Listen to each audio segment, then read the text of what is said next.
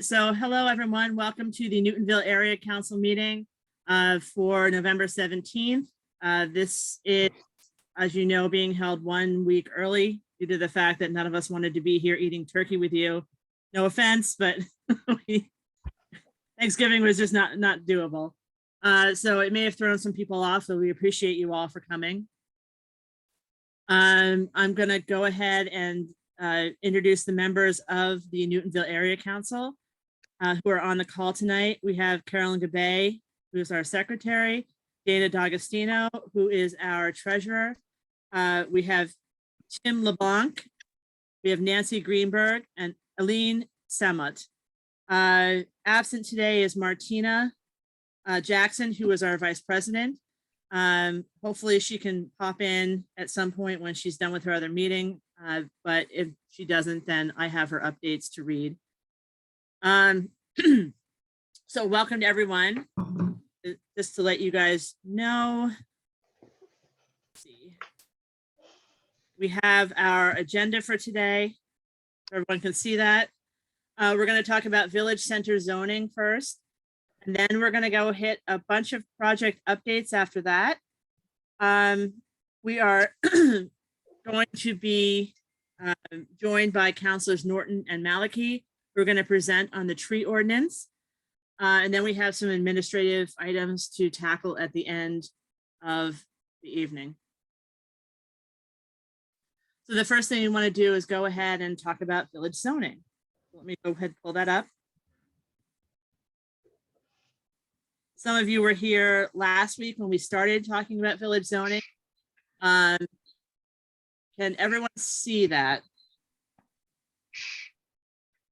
Yeah. You good? You see village center zoning? Okay. So the time we met, we had discussed the maps that had just come out, and the background here, you'll see one of the maps. This is the Newtonville map with Washington Street and Walnut Street, and the levels of zoning that we that are proposed for the overlay. Just to remind everyone, we're actually a little bit over, again, closer to December. The the draft zoning maps and the draft ordinances are now sitting in the zoning and planning committee to be discussed. The last zoning and planning meeting talked about the feedback tool, that the results from that, and then I wanted to talk about that really quickly. So 1,300 people started the feedback tool. 1,200 finished the intro section, and about 1,000 finished the whole thing. And as you can see, as I mentioned last time, there was a huge push at this last part of the zoning tool, or sorry, the feedback tool process. I think that has a lot to do with the fact that we had a couple sessions on it. People were sending out newsletters. Councils were pushing it, so it's you know, everyone kind of got all the information about zoning and planning, about the feedback tool and what it was looking for, and then they went ahead and filled it out in the end. And then for some of the stats, the 50% of the respondents were over 45. So a lot of our older, I'm putting myself in that category too, older residents over 45 really kind of came to the table and answered the questions. I thought it was really interesting. They had 63 people were under 18. I don't know whether that is just someone hitting the wrong button or they really did have that much of a response. I know that Newton South and Newton North had representatives in the school that were pushing the survey, so that could be the result of that. I thought that was pretty interesting for our younger people, if that is a correct number, to step up and take the feedback tool. So there was a question in the feedback tool of which village center you relate to. And as you can see here, oops, sorry. You know, the larger village centers obviously had more more respondents than some of the lower, the smaller ones like Thompsonville or Lower Falls. So our area was well represented with a lot of respondents. There were far more owners than renters that filled it out.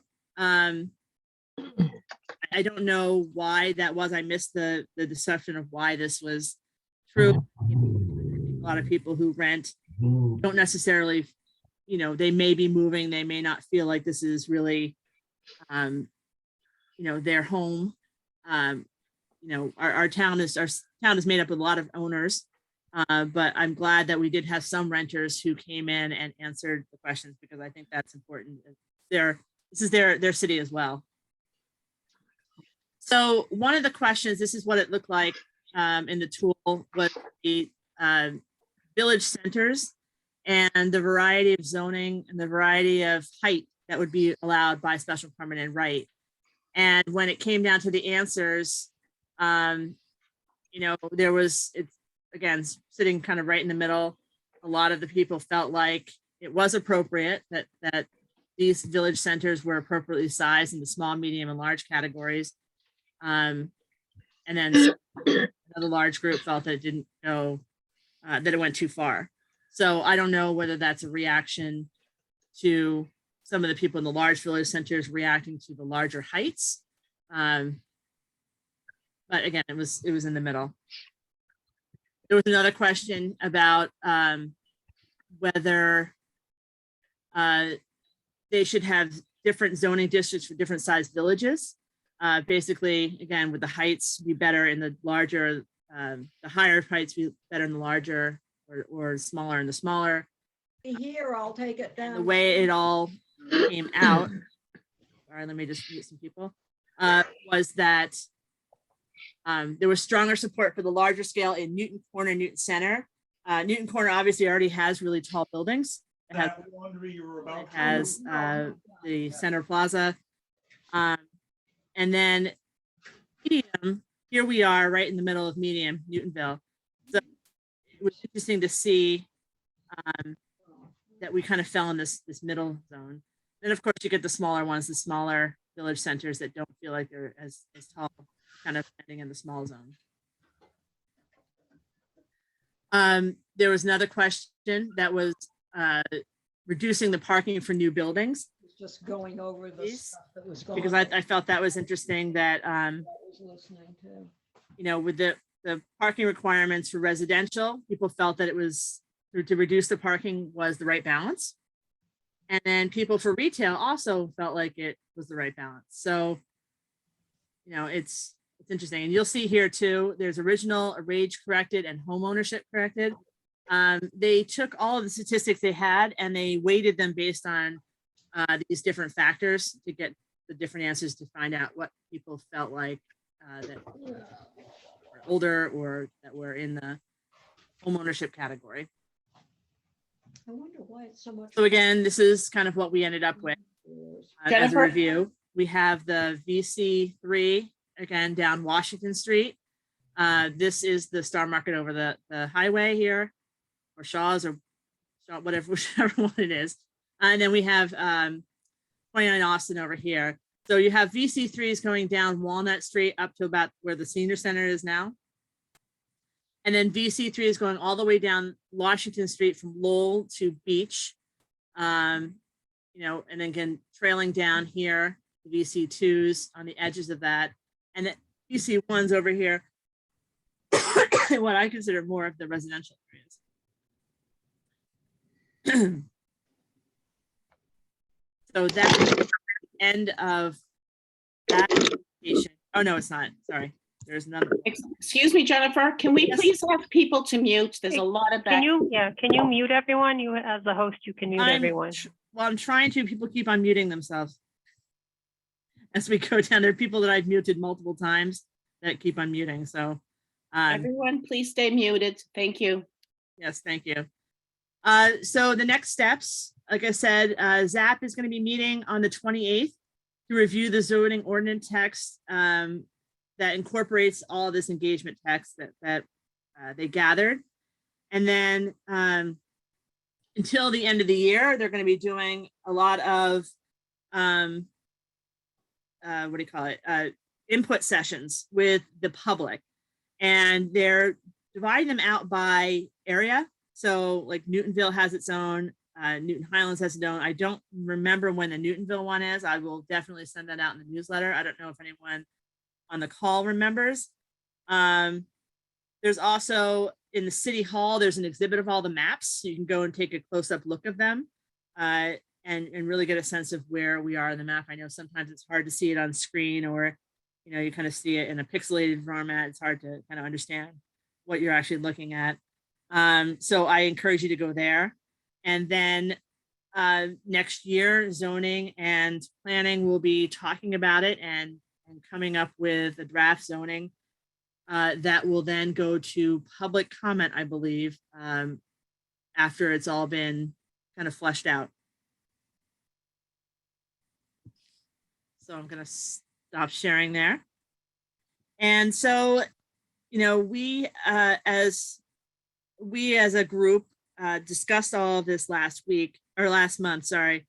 And we had decided that we wanted to take some action in terms of looking over the draft maps and trying to see if we could incorporate some of our comments into the process so that people could understand. I mean, again, we live here, we do shop here, we do a lot of stuff in the village centers, in Newtonville Village Center. And I think we have a lot to talk about and to give input to. So Carolyn, I don't know if you want to talk about what we've been doing so far. Sure, I'm happy to. So in the 3 weeks since we met,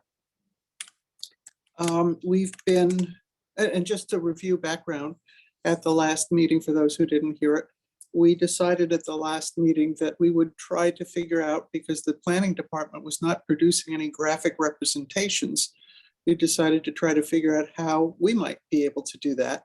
And we're still in the process of trying to source, I'll call them vendors, who might be able to have software or other solutions to do that. And we had a little working group of Martina, Jennifer, and myself to start drafting a comment sheet. And we've been working on that as well. Neither are ready for prime time yet, but certainly by next meeting, the hope is that we will have both ready for presentation.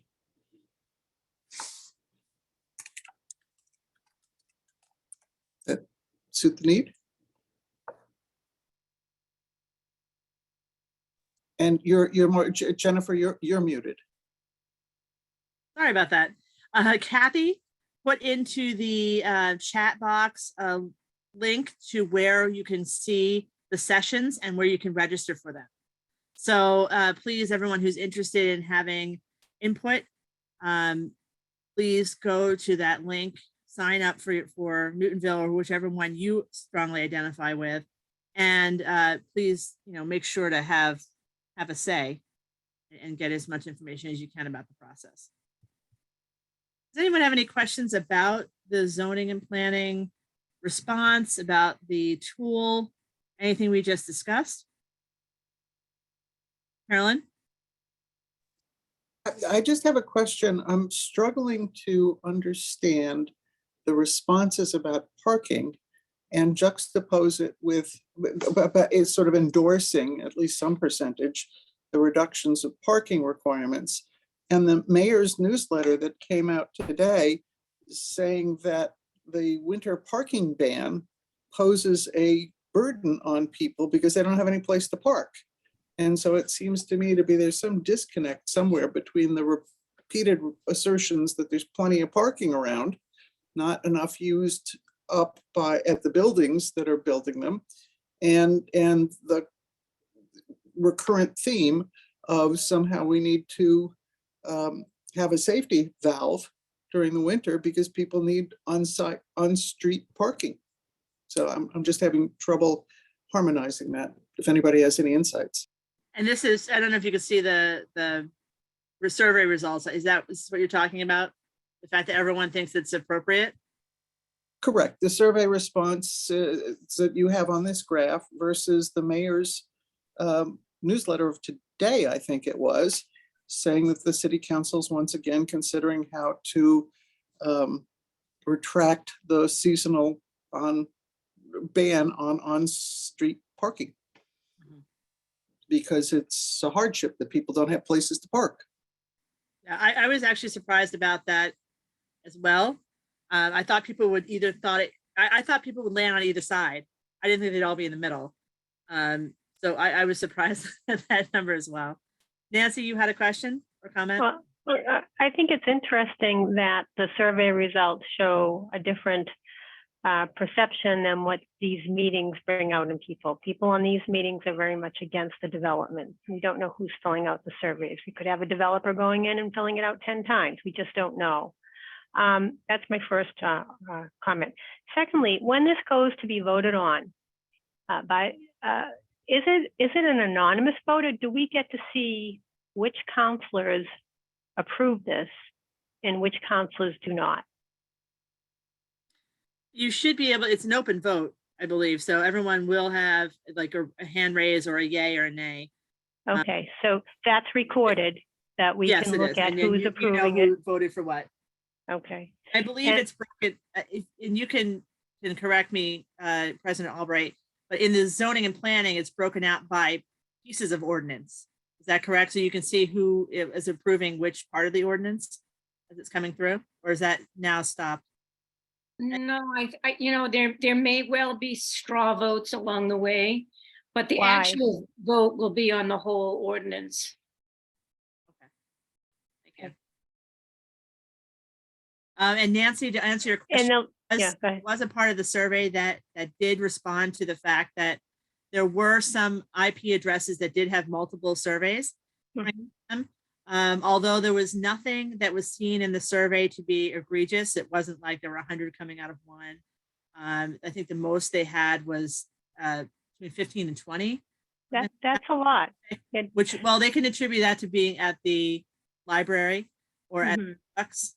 So they didn't seem to think it was a problem in the text. Mhm. Okay, and then lastly, if this does pass, I'd really like to pursue doing a referendum against it. Mhm.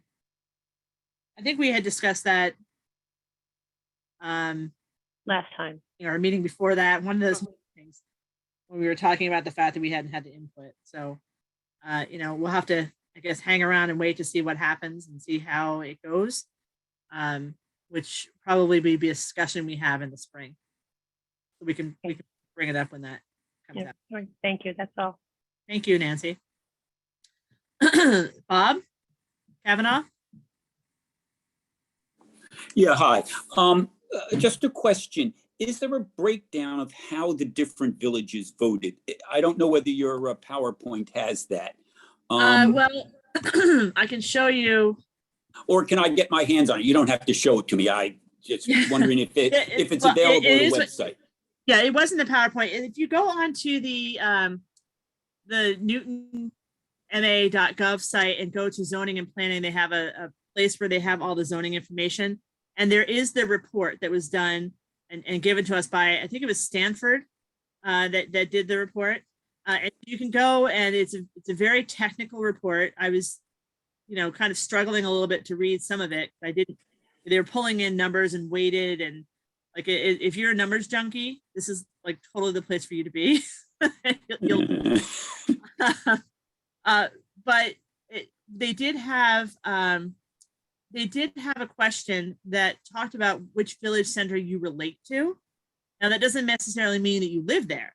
It could mean like, technically you might have a West Newton address, but you relate to Newtonville, or you live in Newton Center, but don't consider that, Newton Corner, but don't consider that a village center. So you relate more to Newtonville.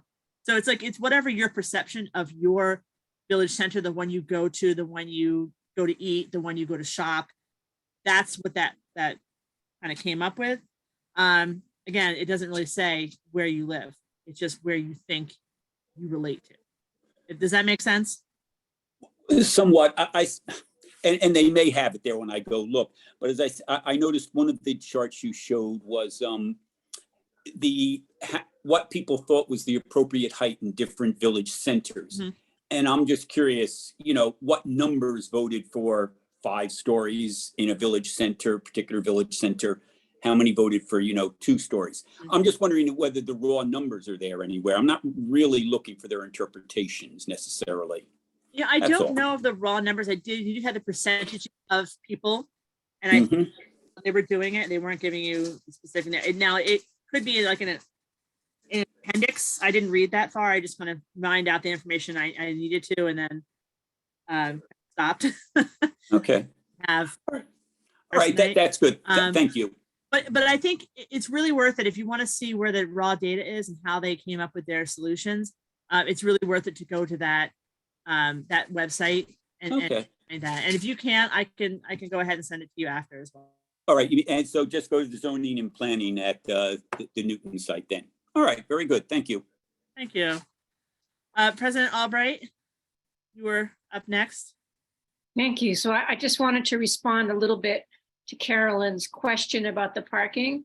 So the current parking ordinance requires 2 spaces per unit for most projects, and most of the current projects that we've been giving special permits to aren't even using 1 space per permit per unit on an average. So I think that there's one issue is the current zoning of 2 spaces per unit the right number? And people were responding to that. And then the other issue is about the overnight parking ban, where people may not have a driveway, or, they may be in a 3-unit or a 2-unit home in Nonantum and not have a second parking space for the second unit. So they're really kind of different issues. I hope that helps. Well, I also wonder too, if the fact that the renters didn't talk about their own parking needs, whether that made a difference and kind of skewed the numbers, because a lot of people who own may have a driveway or a garage. And so, for them, the parking is appropriate. Yeah. I don't know. Again, could be anything. But thank you for clarifying. Peter Bruce, you have a comment or question? Yes. When at the last ZAP meeting, they talked about how the weighting of the survey was being done by crowdsourced democracy. That's a group at Stanford, and that group includes 4 graduate students and 2 professors. One's a professor of computer science, and another one's a professor of computer science and engineering. I was hoping they'd have a statistician, or maybe a sociologist or political scientist, or even a psychology professor. Somebody or a survey researcher would be especially good, but they don't. The main professor, his main claim to fame is that he helped Twitter, with its algorithms and to sell stuff better and that sort of thing. So they do have a political scientist who's a collaborator associated with the group, and he believes. Sorry. Hello, could somebody mute themselves? Yep, we got him. We got him. Okay, that professor believes that he actually founded something called I forget the name of it. It's a kind of polling, but it's it's deliberative polling. But that professor insists on using randomized samples all the time. So I wonder, why does this group not insist on doing that? And the NAC survey that we did 4 years ago was at least semi-scientific, because we sent postcards to every household in wards 1 through 3, and everybody had an equal chance to respond. They were self-selecting, but not to the extent that this operation is. So we had a lot more controls, and it seems like we're being shortchanged. I don't think the planning department knows what it's doing when it comes to polling. and they farm stuff out. Like Mark Laredo said, we want to see the methodologies that they used. We want to know how they came to the conclusions that we did, and we'd like to see the raw numbers too. So all that's kind of flawed. And like Tariq suggested, it would be a good idea if they would try to broaden out the outreach, because we got more than 2,500 respondents just in wards 1 through 3. They have only about 1,000. So that seems pretty mediocre, and it's still not scientific. There ought to be some way, like even sending a postcard to every household would be a way of involving a lot more people and having it be at least partially randomized. But I think it's just shameful that even the professor who is supposedly a collaborator with this group, Mr. Fishkin, that his methodology isn't being followed, that they're not randomizing things. And this is going to be like the Literary Digest poll that found that Alf Landon was going to win the 1936 election by a landslide. It's because they only contacted people with telephones. And here it's kind of like the same thing. They're using the law of the instrument. You do what's convenient, you do what's part of your purpose, but you don't really go out to try to find what the broad public likes. And when Barney Heath was asked about why they don't have a broader methodology, and when he was asked about, well, can't we get in touch with these crowdsourced democracy people, he was very resistant to that. And he also denigrated the NAC survey and said that basically it was an outside group, that it shouldn't count, that he didn't regard it as being something that should be looked at. And he also seemed to disparage the Washington Street Vision Plan, which we worked so hard on. So I feel there's a real condescension and just a lack of responsiveness to what our community wants here. That's it. Thanks. Yeah, I think, I mean, that isn't new. I think, I mean, Peter, ever since you did the survey, I think people have been trying to come up with a way to discount it, even though you did get a lot of votes. I think I'm going to go one step further from saying that the response was mediocre to the fact that the response was terrible. I mean, 1,000 people out of 80,000 people, 86,000, I think it's up to. That's sad that we couldn't get more. And I know that when I spoke with Nevena, she said they'd be thrilled with 1,000. And I heard that, I'm like, oh my gosh, that's so little. But you know, that's what they got. They were looking for 1,000. They got 1,000. They met their goal in that respect. But I just think that was a super low bar. I don't know if you can really, I don't think you can really develop a future for 80,000 people out of the responses of 1,000. So I was disappointed in that myself. Carolyn, do you have a quick? Yeah, very quickly. Before I get to the rest. I just want to echo what you said and what Peter has said. These were not, but modify one thing. These were not 1,000 people who responded. We have at least one self-acknowledged person who said they tested it. They responded 10 times. That's one person. There's been no science to this. The Polis survey, which was the other major outreach tool, was even worse. Again, we don't know how many developers, we don't even know how many Newtonians responded here. So I think we should not fall into the trap of allowing the planning department or the city council to say they've done any effective outreach here. They have done none.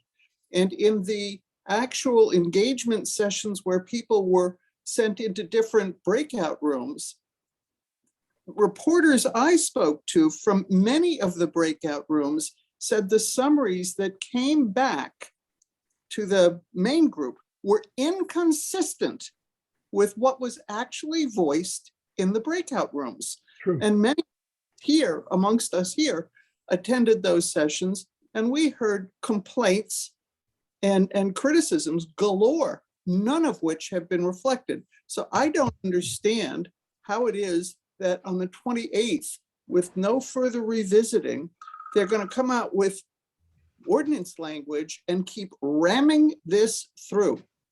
This is just a wrong-headed process. And I will be very interested to see whether as to Newtonville, whether the sentiments that are reflected in the charts you showed that said Newtonville should not be as tall as they're proposing for VC3 for our center, they've even just validated again that they've gone in the wrong direction with that. The building heights are too high, particularly along Walnut Street. And it will be interesting to see whether they pay any attention to the tool they're touting.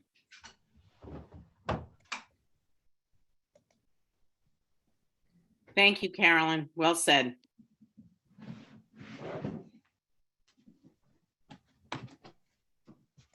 Jennifer, you're muted.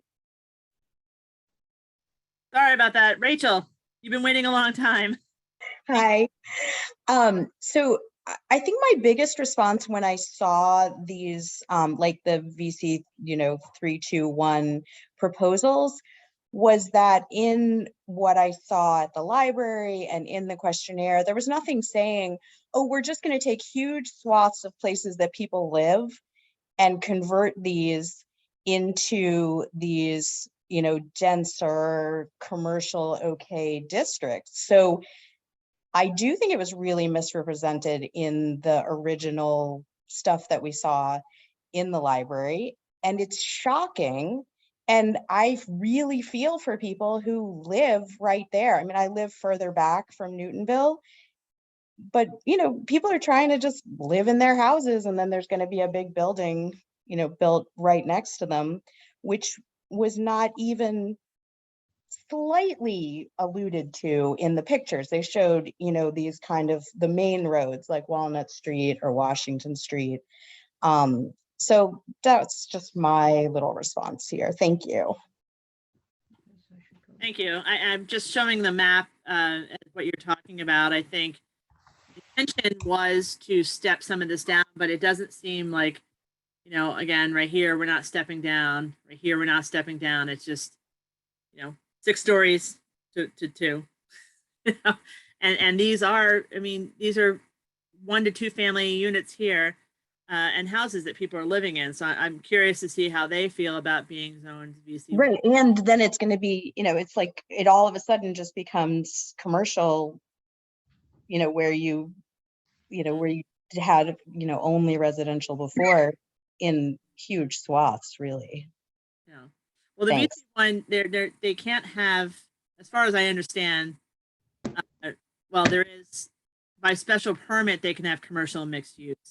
They're supposed to be residential, but again, if they wanted a special permit to come over here and do something retail, maybe up here, towards that 3, if they got a special permit, they could kind of extend that retail. So you're right, that is concerning a little. Thanks. I think Robert Physic. Oh, hey. Yeah, Hi. sorry. Yeah, I have to agree with just about everything said here tonight. Yeah, the fact that the maps were not available at the time that this was all being displayed, the very limited information and the very limited visualizations. I'm an architect. I don't typically design without a plan and an elevation at the same time. And I would never think to present to my client an image of their property, their resident, their building, without a plan involved. And I guess on top of the failings of this sort of outreach and framework design, I just have to say that I'm continue to be flabbergasted that there is no planning process that is meant to look at each village and come up with a scheme that is publicly vetted, and then have the zoning designed to fit that consensus. This is just ridiculous. Thank you. Kathy, you have a comment? Yeah, I have a couple comments. I raised my hand first when we were talking about the polling, or it's actually not a poll. the feedback that was given. And I think people often talk about it as a poll, but it wasn't designed to be a scientific poll.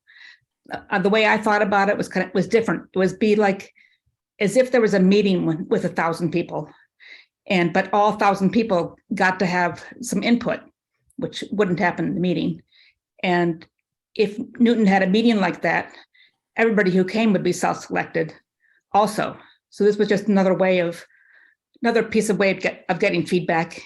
Kind of as Mark Laredo always has been saying, that this is just one data point among lots of things. So nothing's being decided based on just that set of feedback. Let's see. Then I was going to also clarify all the green areas, the VC1 is primarily is just residential unless by special permit. We don't know yet what it will take to get a special permit. They're hoping with better zoning. Like right now, people need special permits because the zoning is so terrible in many places. So that's kind of all the green area kind of surrounding the more commercial sections. So that just for clarification too, that can be by right, it's 2.5 stories and residential. And by special permit, it's 3.5 stories and commercial mixed use along with residential. Yeah, and we'll see. Just in case people can't read this, I don't know how his eyes are tonight. And I'm hoping that we'll see when the kind of the written part comes out, it'll talk about like what uses would actually be allowed and what you would need to be doing to get a special permit. Hopefully some hoops to jump over. And in response to what Bob was just saying, I think they are trying to do each village. I mean, there's clearly maps of each village. They thought about different villages. In the week after Thanksgiving, there's meetings all across, like 2 villages at a time. I think that maybe Newtonville has just one, as a way to publicly vet these ideas. They keep on saying this is just draft 1 or 1.0, whatever. And there'll also be, I think, some other meetings as well. And of course, you can always contact your counselors and with your feelings about it. And the area council, I'm sure, will. So I think there's been a lot of public vetting, and it gets more complicated on one hand, so it's harder to say things, but it's also getting more concrete now, so people have more to say. Mm-hmm. I think, we're all just trying to react to what we're getting as we're getting it. Like, I think if it all came out in one big piece, we would all have anything to say and we'd all go forward. But this is just like one reaction, then another reaction, we just every week we have something different to react to. And I think, it just kind of stirs things up again every time something. But I thankfully we have the maps now and we can react to them. I think it was tough for us to not be able to react to what those maps are. I think what Robert was trying to say. And we had asked for that. And I know the counselors had asked for that for us or for the people in general. So. Yeah, I think they wanted to hear from people before they put out the maps, so that, that was the idea of that, getting that feedback was how we thought about the villages, not how they thought about the villages. True. I mean, but it's kind of a cart before the horse. It could be either way, I guess, because people can't respond. Like if I had known what this was my village zoning, then I could respond to that. Mm-hmm. Maybe something I don't know. And then seeing that. But so that's what we get a chance to do now with the. Yes, hopefully. Yep. No, I agree. Hopefully we can. That's what those sessions are for. Yeah. I think Bob Kavanaugh, you had another comment. Going second time around. Yeah. Sorry to hog it there. I just want to make a quick comment. When my wife and I would go to the library, we would see that you could go in and look at these plans, and each time we said, "Why bother? They've got their minds made up." I went through stuff on the Washington Street vision and all that stuff. It's kind of like, go away. So I figured, I'm not going to bother to fill out this form or do anything. Cynicism may not be good, but it gets me through life sometimes. That's all I can say. That could have been part of it too. Like, I I think there's been a lot of stuff going on, and it's just like, this is one more thing. And, you know, people feel like they aren't getting heard, then you're right, that is the response. Peter Bruce, your second comment? Yeah, Kathy just said that our current zoning is so terrible.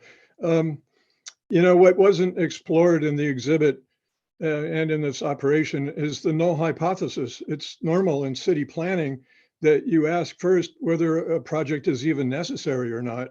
And I'd like to play devil's advocate a little bit and say, our current zoning is fine.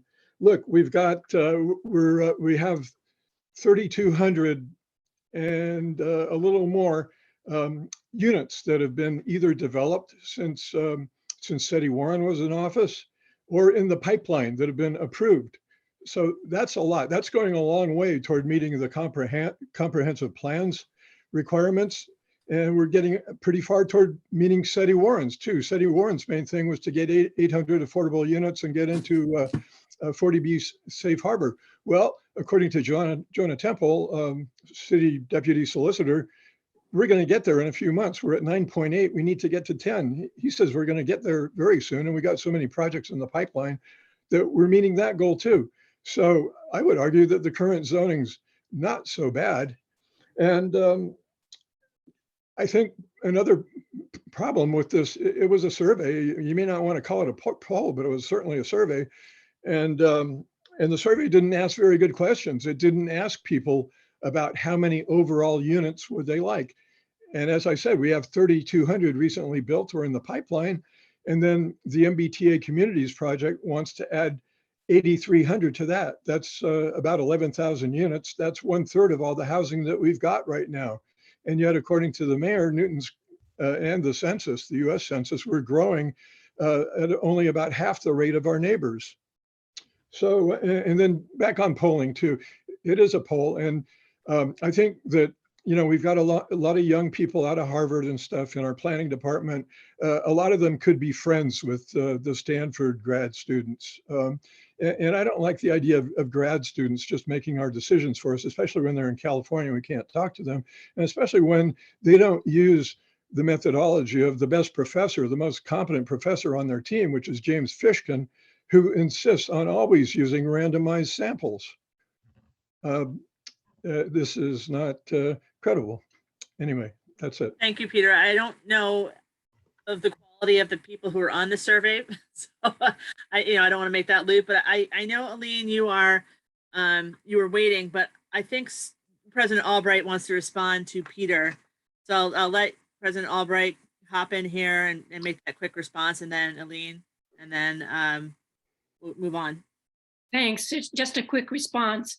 One of the things that our consultant from UTIL said, not this last meeting, but the meeting before, was there is more density in cities and towns that don't have the kind of zoning we're trying to move to, because in Newton, everything is negotiated by special permit. So the point was, the negotiations process for special permits brings more units, more density than if we had rules for what you do here, there, and everywhere. I found that a very compelling reason to do this. But there's lots of documentation on what's wrong with our current zoning, which by and large was done in 1953 with an update in 1987. But most of our zoning is based on the 1953 zoning. And I think we can all agree that things have changed quite a bit since 1953. And if you want me to find some of the documentation on what are the problems with current zoning, I'd be glad to send you, Jennifer, a link that you could distribute in any way. If I could intervene, about a year and a half ago, or maybe less, I think it was previous summer, the August of that summer, you said that there would actually be more nonconformity, which was supposedly the bugaboo that you were resisting with the zoning redesign before. There would be more nonconformity if we stuck with the form-based or the context-based zoning that we were on. So I don't know. I see contradictions here. And I think that Peter, that was about our residential zoning. That's a whole different set of issues.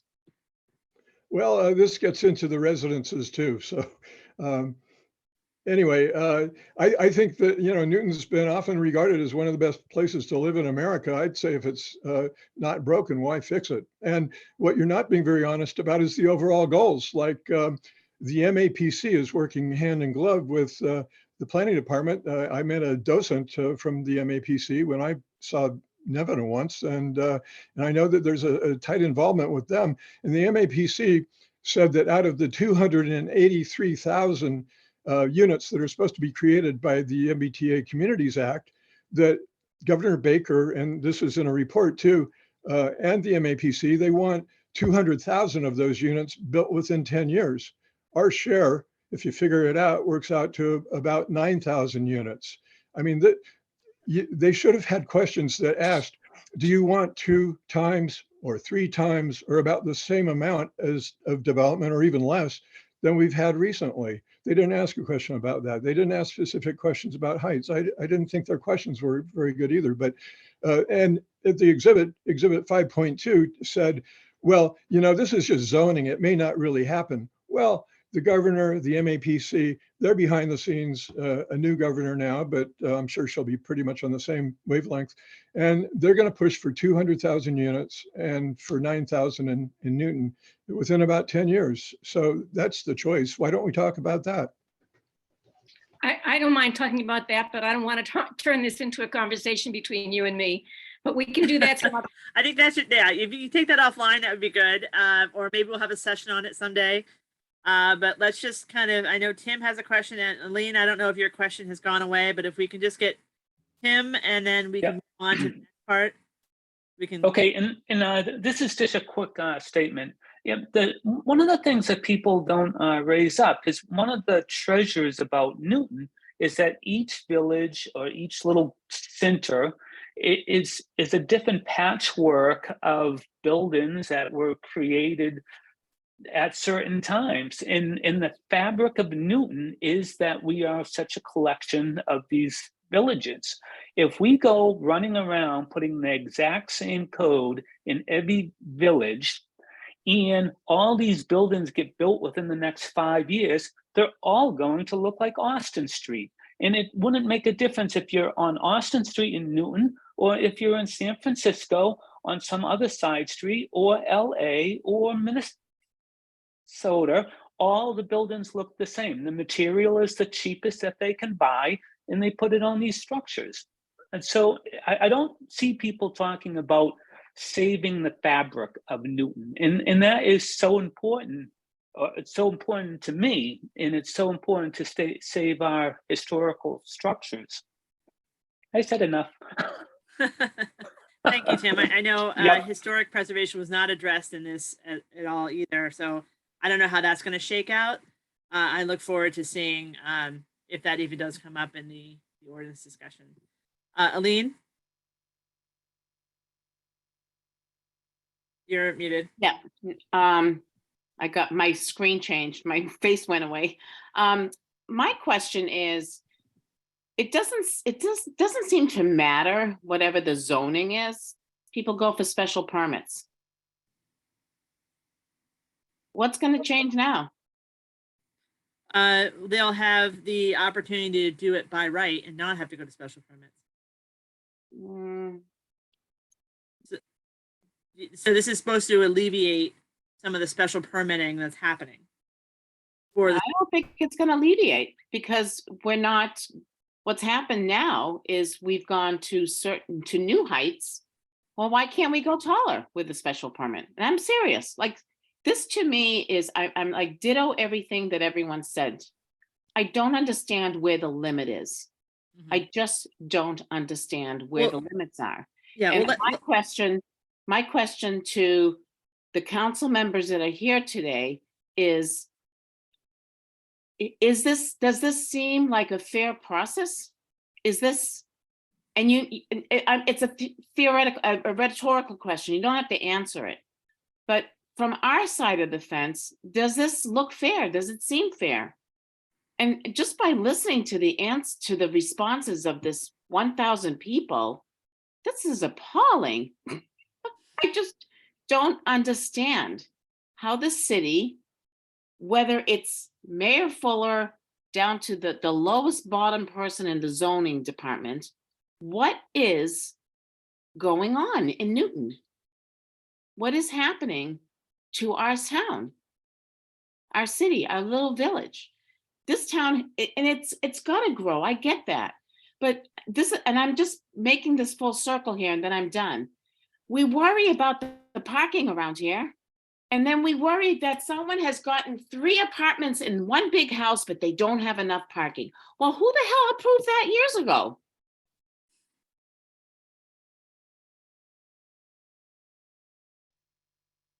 Thank you, Aline. We have 2 more quick comments, hopefully. Peter and Lisa, if you can make it quick, because we do have to move on. You haven't spoken before, so I'll give you the opportunity. Let's do Lisa real quick. Okay, thank you. I just wanted to respond to what Tim was saying. He mentioned that the plan is to do, take pro forma identical zoning and put it on each of the villages, and all the villages will look exactly the same.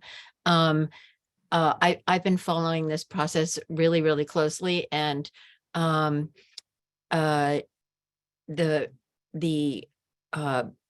this first draft anyway is very customized to what exists, what's in the areas just outside of the village districts. It's not cookie cutter at all. There are going to be these village by village meetings to get further input from people. So I'm really optimistic that the city will wind up with a customized plan for each of the villages. And then to Aileen, you ask, where are the limits? There are no limits to what can be built, even with a special permit. And there are by right suggestions, and then there are limits within special permits, so that there are controls in place to manage that. It's well, you're shaking your head no. I mean, there aren't special permits upon special permits. It's Point here is you're changing the zoning. Yes. And now you can still go for a special permit. That's the way this city. But that's my point. But and that's my point. I mean, that's the way. Do you work for a particular company that's being represented in this whole planning? Absolutely not. Okay, I don't know. I'm sorry, I don't recognize your name. So No. Lisa's a resident of Newton. okay, thank you. That's all I wanted to know. Okay. I'm sorry, didn't mean any disrespect, but my thing is that no matter what you give this town wants more. And to Tim's point, no one seems to want to honor what we have here. It just wants to keep changing and crowding in on all these people that are paying the taxes and what? Wow. Well, I think if you if you attend some of the ZAP meetings and look at the planning going forward, village by village, you'll see that they're very different. And I think it's really important to understand that there are limits to what can be built in the city, and they're set in the zoning ordinance by right and by special permit. Anyway, thank you. Thank you. And Peter, can you round us up here? Wrap us up? I'll try. Thank you. I had a few comments. One on the parking. I think part of the problem with the parking is that the cost of parking is exorbitant. So we have these new buildings built. We have the parking provided, but the parking doesn't go with the unit. The parking is an extra charge. So because the rents are so high, the people can't afford the parking, so they take their chances. They say, I'll park on the street for 9 months and I'll spend 3 or 4 months going one place or another to park my car, as they do in a lot of cities. So that's my question on the parking. One of my concerns is that it appears that there's been a change in the density, in that at one time, the city was talking about having a 4,000 or 5,000 square foot building on a lot in, well, at least in the residential zone in Newtonville. And now they've changed that to a 5,000 square foot footprint. And if they've limited in the VC1 zone to 2.5 stories, that's 5, 10 and half story, 2,500, that's 12,500 square foot building on what lot that now has a single or 2-family house on it. There does not seem to be any restriction on lot sizes. And under the previous publications, there was a statement that they were going to have 50-foot frontage. So if there's no lot sizes and it's just a 50-foot frontage, if you have a 100 square foot lot, you could divide it into 2 and put up 2 12,500 square foot buildings. And so where there was a single family or a 2-family house before, you can have 25,000 square foot building. Peter, And- you don't have it right. I'm sorry to interrupt, but that's just not correct. They're Good. talking, the VC1 is very similar to most of the VC1 areas that are labeled VC1 in all the maps have 2.5 story buildings as is. They're not talking about huge lots and tall buildings. It's talking about 2.5 stories. Susan, I don't care what they're talking about. They're talking about having a 5,000 square foot footprint of a building. That's 12,500 square feet of building space, and a 50-foot frontage. I could put 2 buildings on my house lot and put up, have 25,000 square feet of building space. That means I could have 25 apartments here. Peter, I will it ask doesn't that question make- for you tomorrow, and I will send it to you, Jennifer, to get the response. Okay. And it looks like Pam Wright might have a response to that as well. Counselor Wright? Oh, you're muted. Oh, I still can't hear you. Pull this out. Okay. Oh, there you are. You're very light. Okay. There you go. Okay. Perfect. So right now, Peter's somewhat correct. So right now, what they're saying is in VC1 that you could have a footprint of 5,000 square feet and special permit 7,500, I believe. They have not give us the dimensionals, setbacks, lot frontage, things like that. They took away FAR.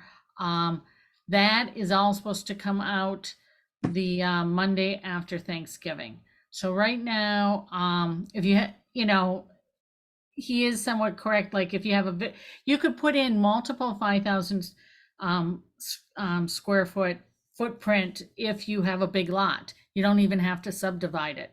So, but what's very important on this, so how big it actually can be is your setbacks. How far away from your neighbor? Is it going to be, 20 feet or 30 feet from your backyard, and how far off the street to how many buildings or what's the density on that building? So right now, if you have a 15,000 square foot lot, a 15,000 square foot lot would be 3 5,000 square foot buildings. Now, you need some space between them. So in reality, it might be 2 5,000 square foot footprint buildings. Now, again, it's going to depend what are your setbacks, and I don't know since there's no minimum lot size, I doubt if they're going to have any frontage requirements on it. So it's more your setbacks. So this will all be addressed at the meeting on the 28th? Yes. Well, I'm assuming that's Okay. when they're supposed to be giving us our setbacks and things like that. And that'll give you more the how dense the building is. Now, one of the things that we've been going through is in ZAP, most of the people in ZAP want no minimum lot size for the number of units. So right now, it's 1,000 square feet per, if your lot's 10,000 square feet, you can only have 10 units, 1,000 square feet. And most, except for me, I actually want a minimum in there, don't want that. So you can make 500 square foot units. So in that 10,000 square foot lot, for that example, in our present zoning, you could have 10 units. In the proposed zoning, you could have 25 units. It'll be really small, but there's no limit onto that. And again, I think that may come out, that may be discussed on the 28th also. So right now, all we've discussed about is where the VC goes and the maximum heights and the special permit and the footprint. But the setbacks have not been discussed. Thank you. One of the problems is that the trend today is to build smaller units. More people are living alone and units sizes are shrinking. So we're going to see more and more buildings with multiple units in it. I don't know whether it's good or it's bad, but if you're going to take a two-family home and convert it to 20 apartments, that's a significant change in a neighborhood. And the other, I have one final quick point, and that is Newton has a problem. And its problem is that it's got some unique qualities. And one of those qualities is that it doesn't have a downtown area. We are made up of an amalgamation of a bunch of villages.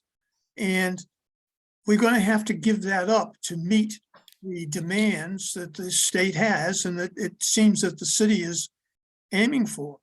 To say that each village is different is incorrect. Each village is the same. It's just the only difference is in size. And if we're aiming towards creating one or two downtown areas, we might as well say what it is and then let people talk about who wants to have downtown, give up their homes and have a downtown area. But it is a confusing problem that no one is really addressing. Are we going to change the face of the city to modernize it and industrialize it, or are we going to try and keep it as an amalgamation of village centers? At least those are my thoughts right now. Thank you. Thank you. Well, it seems like everyone who's interested should plan on attending the November 28th SAT meeting. It's right after Thanksgiving. It's that Monday, right? And hopefully some of these things will be answered. We'll stay on it. We'll watch it.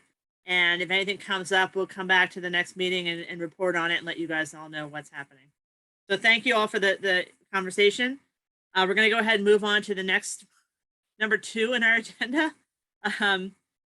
This is the project update section. So hold on 1 second. Let me just share my screen. And share.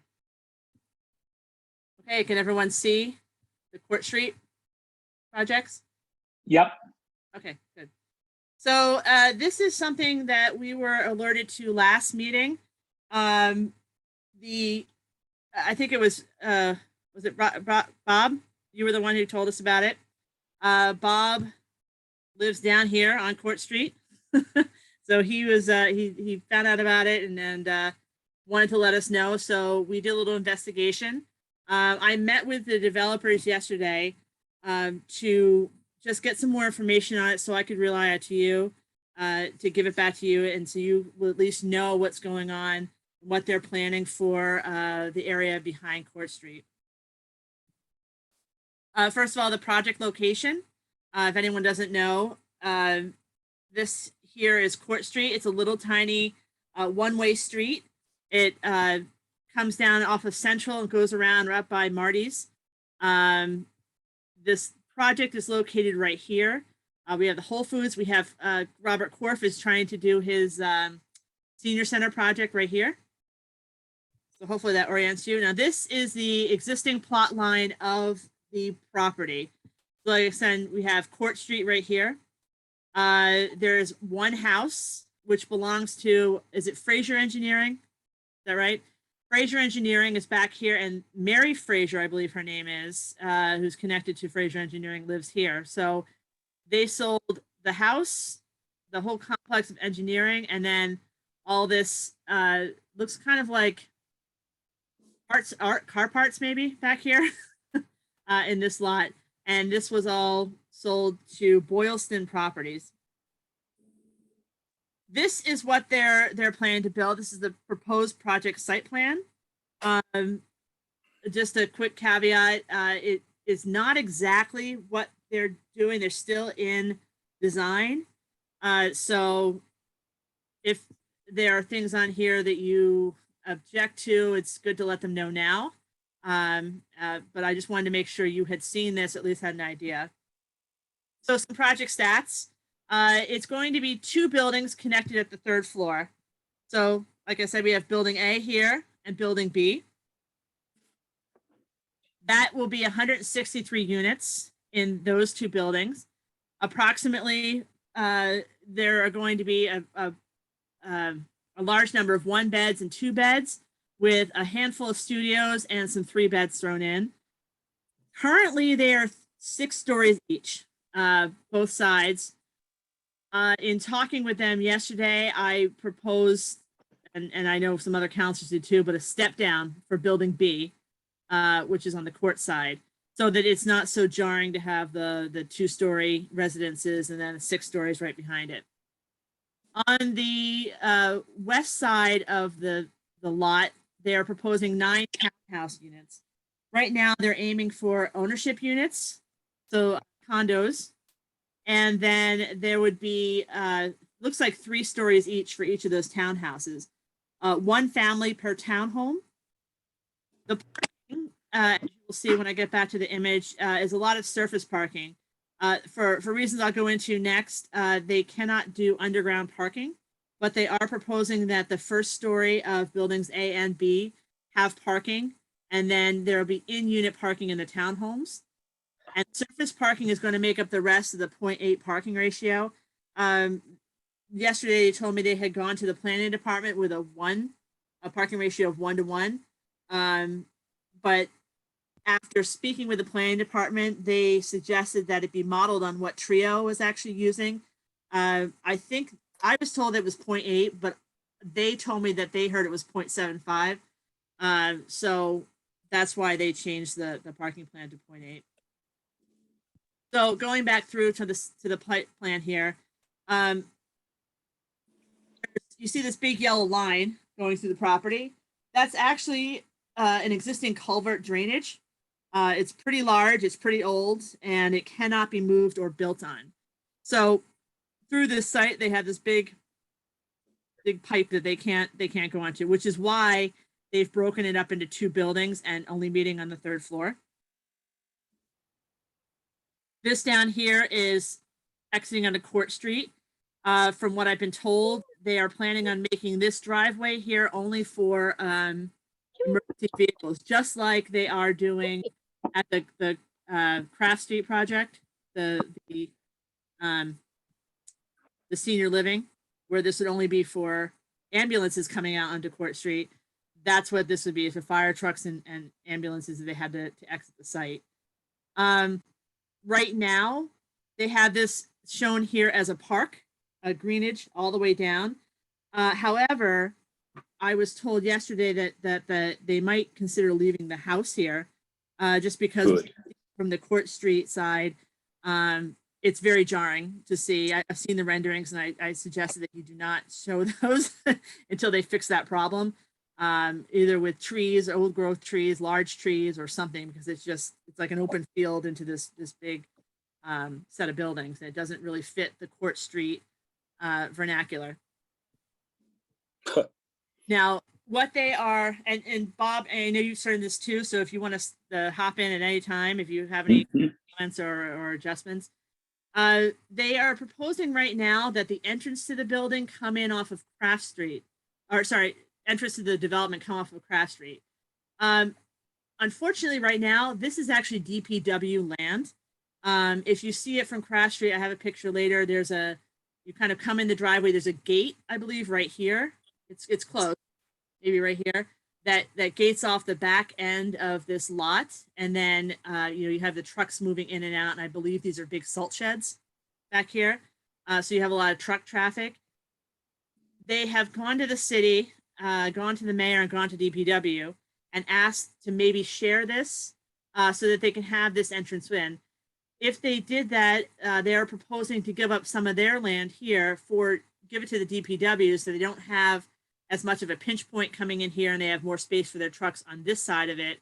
But then they'd be able to use this and maybe put up a buffer so it wouldn't be coming in so industrial. If that doesn't work, their second plan is to come in off of McGuire Court, I believe. Yes. Unfortunately, it's a lot of industrial zoning here, so it's not as pretty, I think.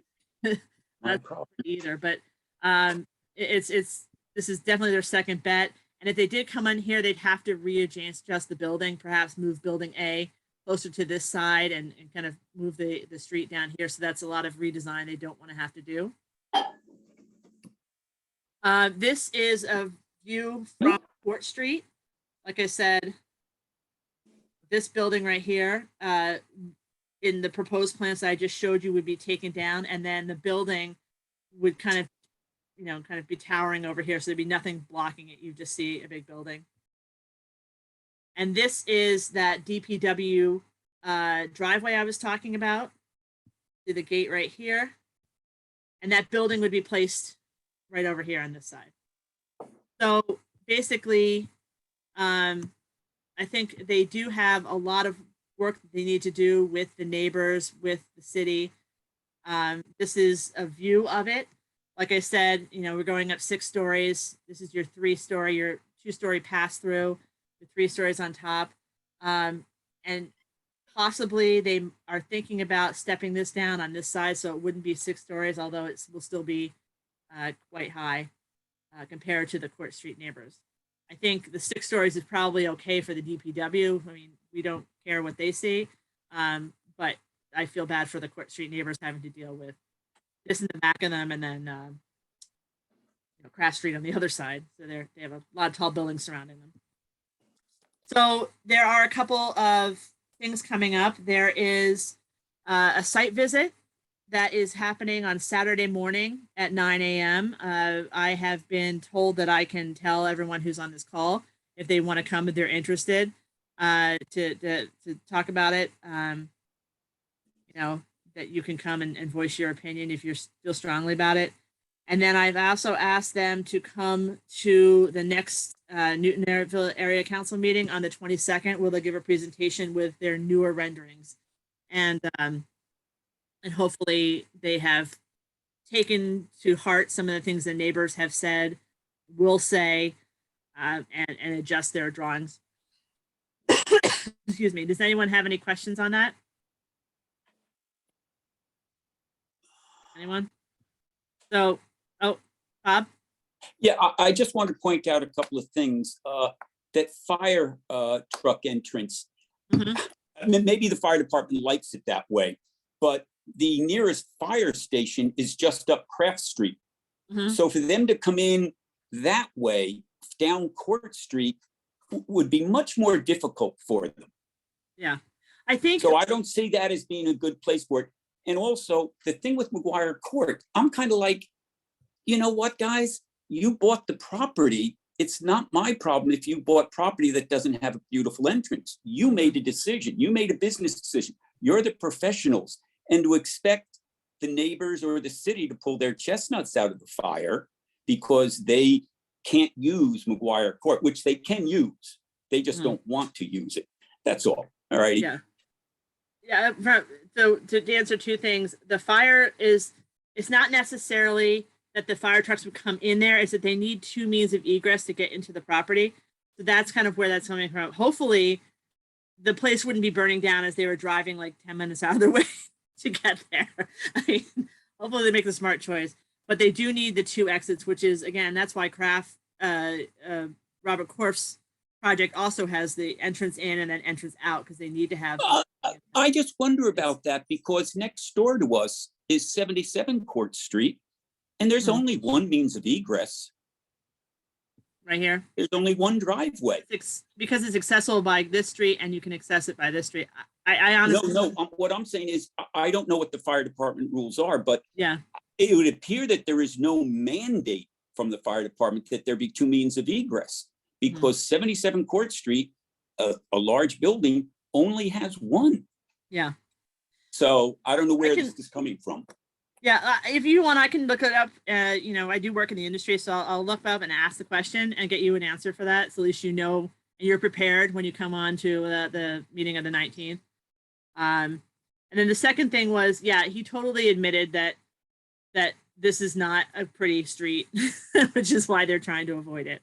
And I think he is kind of in agreement. The guy I talked to that using Court Street as an entrance, a regular entrance in and out, isn't a smart idea. Not only for the fact that coming on Court Street is tiny and it can't really handle that traffic, but when you come around to Court Street, you're stuck at a street where you can't turn left. I mean, you could, but I mean, it's getting across Washington Street is, I'm sure, a nightmare for you, Bob. You deal with it every day, and it's not something that people will want to do. He's also afraid that people are going to come out of the street here and go, you know, take a left and right, no one's coming, and go up that street and kind of make that a menace. So I'm hoping that they just totally avoid that. They've told me they're going to avoid that. I'm hoping they stick to that. I can only hope for you that they do. I can say that back in 1997, there was a Board of Aldermen order that when Fraser was doing work that limits the type of vehicles that can come out there. So he's going to have another way in or out because the board order says that any vehicle over 2.5 tons cannot come down that street. So all your UPS, so I don't know what he's planning to do, but it's, as I said, it's a board order from 1997. Yeah. That trucks are not supposed to use that. So I don't know what they're going to, I mean, sure, the city council can overrule it, but I'm just saying right now, they're not allowed to. Fraser's not allowed to. All his trucks have to come in on McGuire Court. Yeah. Oh, thank you. I didn't know there was an ordinance there. Well, I can take a look at that too. I'll be glad to share it. Thank you. I would appreciate that. Aline, you have a comment or question? Yes, my question here is for Robert. He's just taken off, but no, I'm back. Jennifer, can you go back for the bird's eye view, please? This one or the? Yeah, that's perfect.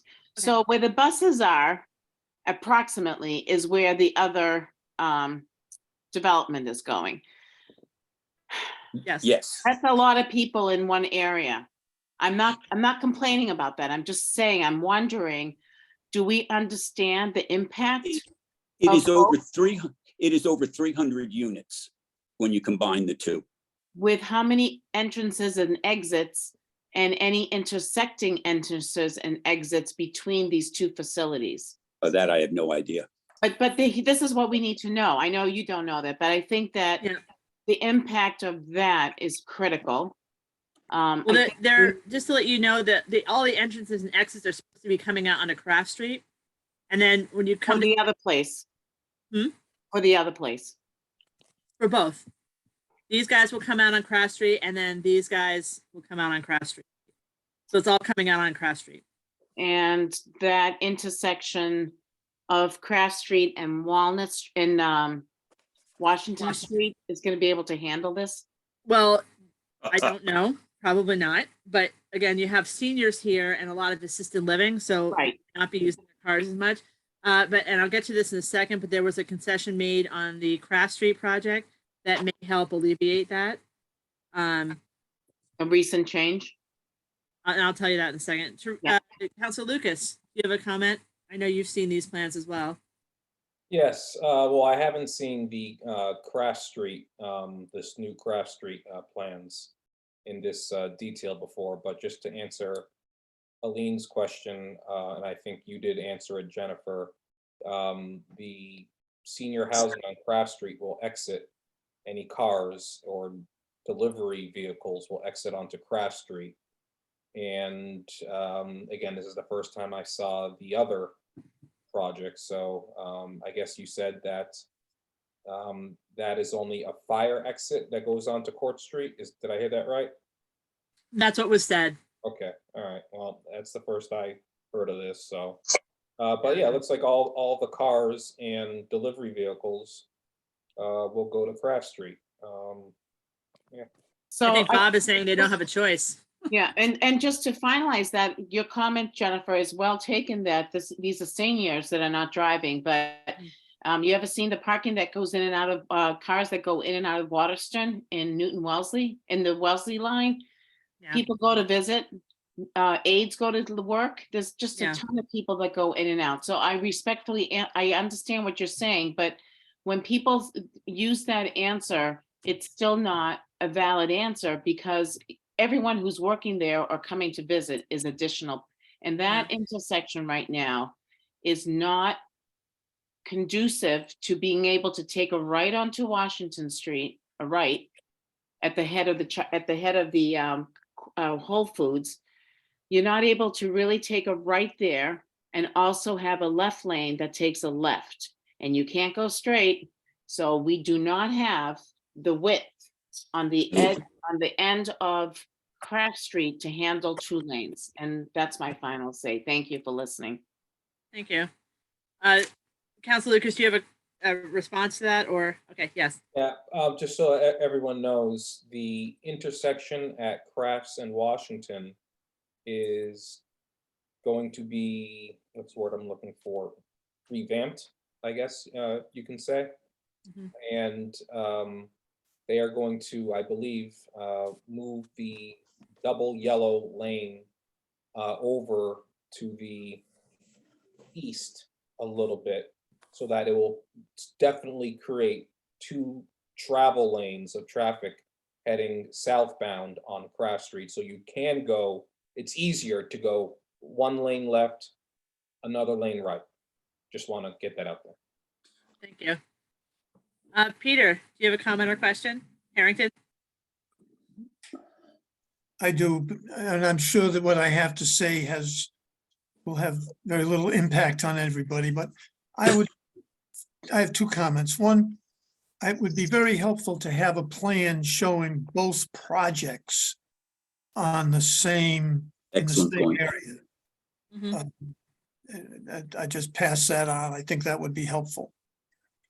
Number 2, one of the things that I've noticed over the years is that we are slowly doing away with our commercial and industrial land and replacing it with housing. And a municipality, in order to properly function and be viable, needs to have some sort of balance on its tax assessment rolls between commercial land that has a relatively low use of municipal services and residential land that has a high use of municipal services. Because the money that comes from the commercial areas makes a huge contribution to the quality of life of the residential citizens of the city.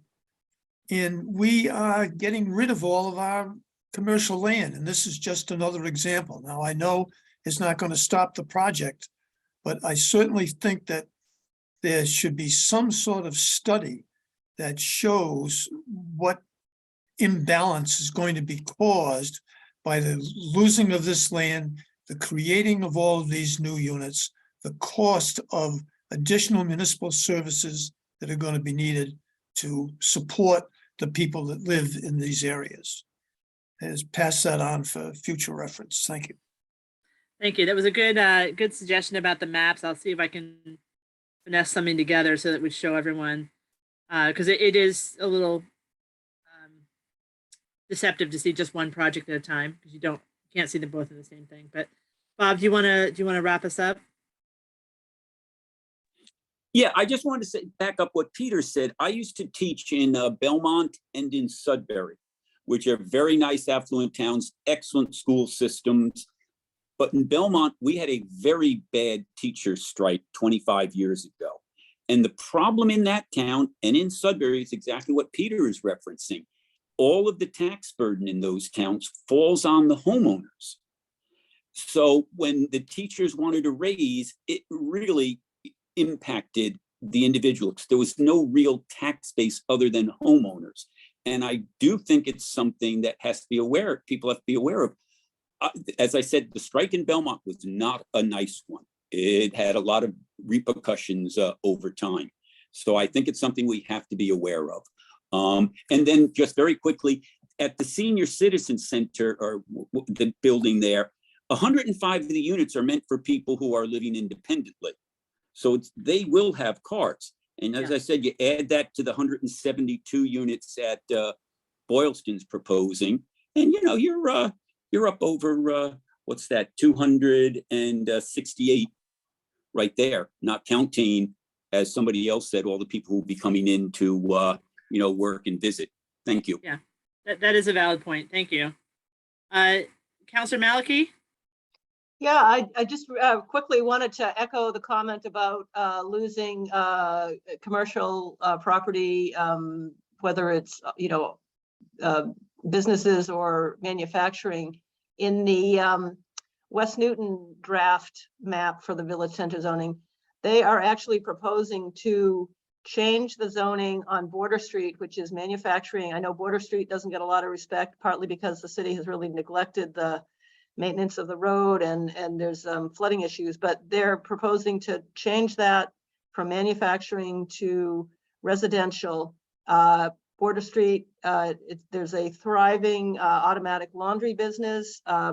They service all the, washers and dryers and apartment buildings and college dorms and stuff like that. It's Felix Doolittle's studio printing operation that produces all those great products for that you'll see in the paper mouse. It's a valuable part of Newton to have, and the fact that they would just toss that away is very disturbing. Thank you. Thank you. I think that's a discussion we should have at another time at some point, because I've heard it multiple times, and I don't know how to solve that right now, but I thank you for those comments. Just moving on to the next project update, Craft Street. This is a rendering of the senior project. I took off of Councilor Norton's website, or sorry, her newsletter. So I think it's a new one that I hadn't seen before. I didn't have this one. But just the Newton City Council voted to approve Craft Street Senior Housing Project on the 7th of November. Just as a recap, and I know Bob just kind of said this, 185 units, all market rate. There's 105 living independent, 52 assisted living, and 28 memory care. There are no affordable units on this property. As a reminder, Corf has offered, or I guess as an offset to that, pay $11.8 million, half to the Affordable Housing Trust and half to the Newton Housing Authority. So they'll take his affordability payment and make affordable units somewhere else in the city. And this is what I just learned. I didn't know this, that there's a $1.1 million payment that he's going to make for neighborhood improvements. Again, we were just talking about this, the Crafts and Washington Street intersection improvements that Councilor Lucas just alluded to. Some money for more trees. I don't know what that means or where those trees are going, but trees was part of it.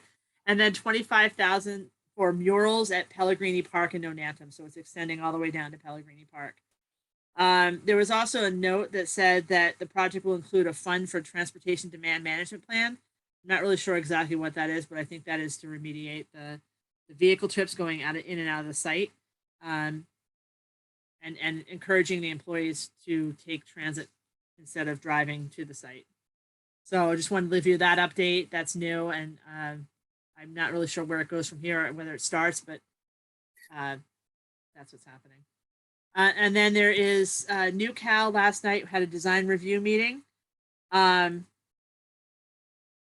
This is the newest rendering of the outside of the building. There were some new interior renderings, which I don't know if people have seen. Well, they've fixed some of the issues they were having. Originally, there used to be a big staircase, I believe, here. So when you came in, you were kind of faced with a staircase going up. The staircase has moved somewhere. Not really sure. I can't see it. Maybe right here. But it's extended the lobby and made that a little bigger. And then again, the gym is still on that side where it was before. And there's more art spaces. Apparently now there's a kiln, which I didn't know about. And then the senior services are going to have their offices upstairs for people who need assistance. And then again, the walking track on the top floor with some fitness space and game room.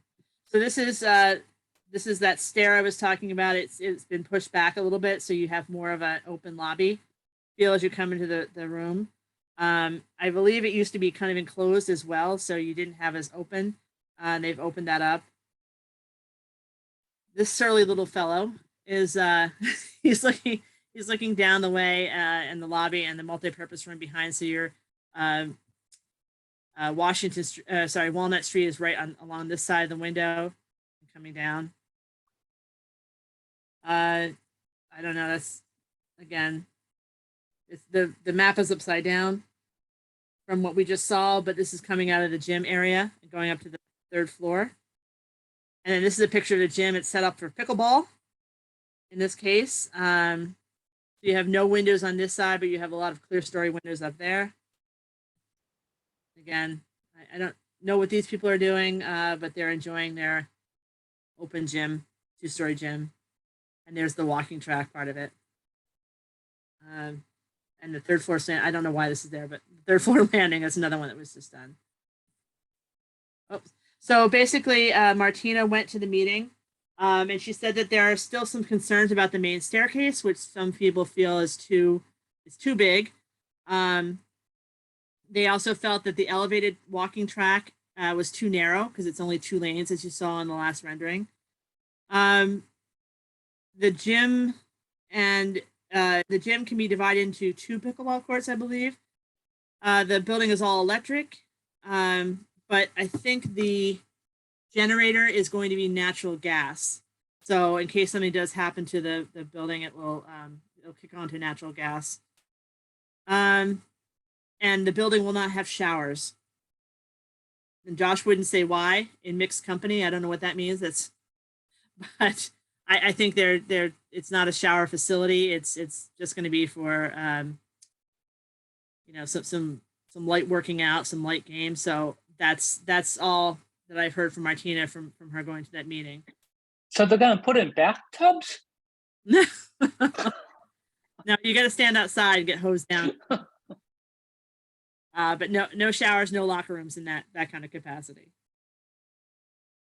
Aline, do you have a question about NewCAL? Yes, my question is, at the meeting that many of us had gone to, I was very concerned about 1 elevator. Is it still 1 elevator? I don't know. We can look on the plans. Yes, 1 elevator. Okay. Elevator. And I can probably, after listening what you're saying to my first reaction about the showers that was silly, but they probably don't want a younger generation coming in and sweating up the place and then leaving because they should go to a gym. I'm just playing with words Well, here. I believe that the intention is to have this gym open for the younger crowd, I guess. Right. Non-seniors when the senior center is at a low activity. Correct. Or closed. So you'll have, I believe there's like a second entrance here maybe that will go right up to the gym. You can have those games and But it could get misused in a very easily if it was turned into a public gym is what I'm thinking. Yeah. So thank you. Yep, no problem. Why I'm not really an official member or anything, but I'm confused about why young people would go there when the high school is right next door. Because the high school sometimes does have restrictions. And it's actually, it's well used at this point. And I think I believe they're kind of out of space, but there just may be another, I think it's really mainly for the seniors, but there's a chance that can be used after hours. So that it's not, the whole building doesn't shut down at 4:30 when everyone goes to dinner, I guess. And then they can open it up a little later and have one extra space for people. I think that was the intention. Not that it was built for the youth, but that it can be used by the youth or by, someone under senior age. Yeah, that's what I was referring to. I just put it in the chat. I was actually referring to people that are still active community members, over 40 or whatever. And, up to my young age of 65, whatever. So that's what I was referring to. So I don't know if anyone else meant to include high school age kids, but you may have. Thank you. And again, I don't know what the programming for it is. It just, there's a potential for programming for people under 60 or 65 or whatever the age of the senior center is. Just Thank you. Is, if you only design it for seniors and allow seniors in, there's a certain period of downtime, and that could be better spent with activity. So rounding out the last of the project updates, we have Gath Pool. This was also presented at the DRC last night. The existing bathhouse is below with the proposed bathhouse above. There are minor changes that are happening. They're adding a gender neutral bathroom, which is coming out of the women's side. There is a new stair and new ramp that's being proposed to make it easier and more accessible. And I think the men's side is completely staying the same. As you can see in a bigger, they're reconfiguring, like I said, they're reconfiguring the women's side and adding more lockers in there. The pool itself still is one pool. There were several different proposals to have two separate pools. This is a zero entry. It's going to go from the surface all the way down. Sorry, from zero depth entry. That's what it is. Down to 3.5 feet, and then over here would be the competition lanes with the diving. When the diving board was in use, they would take out the 3 lanes or 4 lanes here, 3 lanes, and have diving. And then there's a slide that has been put in place that would load people off here. As you can see, they put up a schedule of all the meetings that are going to happen. There are multiple meetings. So if you have any questions about the pool and you want to have some input, take your pick. I'm sure we can find a meeting that will fit you. The important meetings here are they're planning to have City Council site plan approval coming up March with the CPC funding approval in March or April, and then starting the construction late July and completing it before the summer. I think this should be 2024, but completing it before the summer season of 2024. Councilor Malakie, do you have a question? I was just going to say on the locker rooms, I was under the impression that they were going to take another look at where they put the gender neutral, because there seemed to be an issue of equity of space between the women's locker room and the men's locker room, and I think they were looking at jiggling things around.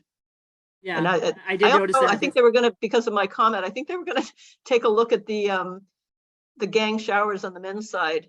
I mean, it's kind of weird. They had individual showers on the women's side and the gang showers on the men's side. And maybe guys don't mind gang showers. I actually liked them when I was in college in the women's room, but some men might not, or, teenage boys, or, they might want the same kind of privacy that women have. So I think they were going to take a look at that too. Yeah, that's in reading Martina's notes, she does mention the showers, the fact that they're the gang showers on one side, individual on the other. So like I said, they have lots of time to go through and look at all this stuff. So hopefully they'll come back with a different plan. This was the first preliminary plan that came up, and it was the first one that had been done since the conceptual design. Bob? Yeah, is there a kiddie pool? I'm just thinking of my grandkids. I'd like to take them. As far as I know, there's none on here right now. There is the zero depth entry, but the possibility, I think, of a phase 2 maybe at some point. I do know that early on they discussed that there was going to be, I don't know what they're called, but those spouting, the spouting. Oh, yeah. Thank you. Yeah. And I think one of the reasons why they don't do kiddie pools anymore is because more family nowadays, there is a huge problem with baby diapers, swimming diapers, and the rest that goes in those diapers and sitting in a pool.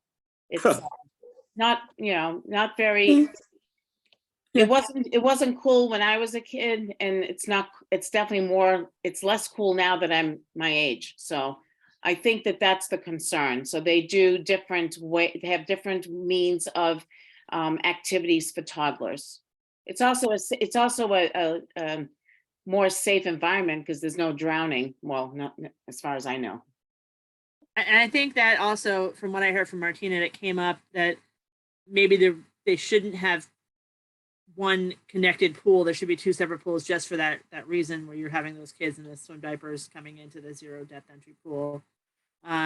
But again, I think there are a lot of things that still need to be decided, and they're not there yet. But hopefully the next time we see it, maybe in December, I think they're coming back to give another view of it, and we'll have more information before our next NAC meeting and be able to report back to you guys. So I'm going to stop this right now, unless anyone has any other questions about project updates. I think we were all taken care of. And we have Councilor Malakie and Councilor Norton. I believe Councilor Norton is here. She was here. Yep, I'm here. She is. So they have asked to talk about the tree ordinance, and I'm going to turn it over to them. So this is your time to shine.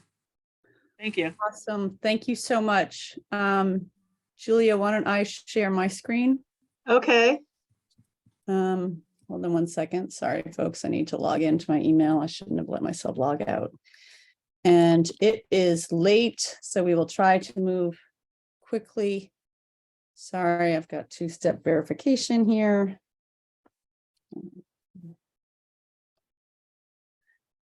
Sorry, I should have gotten this ready.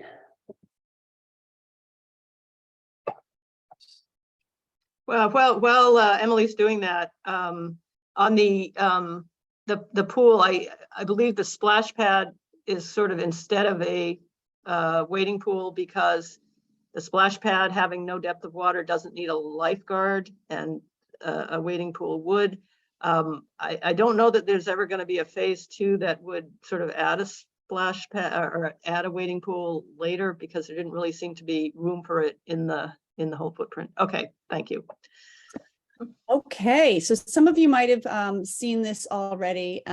Really appreciate the area council taking the time to let us provide this. We did give a presentation at the Programs and Services Committee meeting a month or so ago, maybe 2 months ago at this point, and a recording of that is available, and I've shared that a couple of times in my newsletters. But it's so great to have a chance to go through it with you all, answer questions, and so forth. So first, these are the items that we're going to cover, and in the meeting we did thank, and happy to do it again, our tree warden, Mark Welch, who Julia and I and a small group of volunteers worked with over the course of a year, since last September 2021 on this ordinance, as well as Marie Lawler and Jen Wilson from the law department. Marie has retired. So first, want to just give some background that I had done. Folks may remember that I do surveys periodically just to get the temperature of where people are on various items. They're not scientific, but it is a data point or a set of data points. So I did a survey last year on this issue, on tree coverage, and whether people thought we should be doing more, it's fine, should we be doing more just with public trees? And there was more than half percent of, 937 respondents, that we should be doing more to protect and expand tree canopy, including on private property, which is what this does. Some more background is that our state senator, Cindy Cream, has filed a bill, and this was in the last session. The next session starts again in January, and she's going to be filing it again to support every city and town having at least 60% tree cover in every city or town. And just foreshadowing, Newton does not have that. And the quote on this webinar that I strongly encourage people to go back and watch, it was organized by ORMA, which is Our Revolution, sort of the Bernie Sanders group, but it wasn't about Bernie Sanders. It was just about trees. And it was really, really great presentation. And the link is here, and we'll share these slides afterwards. But our state senator said trees are a vital public good. They're a critical piece of urban infrastructure. I mean, she really spoke very passionately about the value of trees, as did Mayor Wu in the webinar, as well as she just did an announcement last month about hiring a new forestry division and the importance of urban trees and investments that she's making there. So this is a thing that is happening that we're just a part of. Also speaking on the webinar was very valuable information was Newton's tree warden, Mark Welch. And he made a number of, and I won't go into the details on this, but I will be sending them around, that particularly in the area of electricity and electricity and carbon sequestration and stormwater, that mature trees defined as 17 inches, which we'll get into how you measure those, but basically 30-year-old tree versus a new tree, which is, 5 years or so, much more stormwater stored, much energy saved in terms of how much cooling they provide, and much more carbon sequestered. So there's a huge environmental benefit from the mature trees, not just trees, but mature trees. And that's why, not to skip ahead too much, but this idea that, oh, it doesn't matter if we cut down all these trees, we could just plant more. It really doesn't work that way.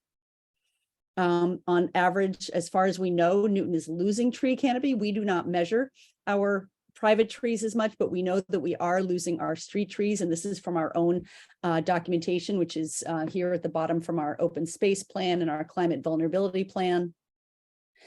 And from the climate vulnerability assessment, a key concern for our climate plan is the continued loss of trees to development, to disease, to gas lakes. Trees play a critical role in mitigating climate change and cooling local areas. So folks who are concerned about climate change, people who are worried whether the mitigation side or the adaptation side, trees are a vital tool.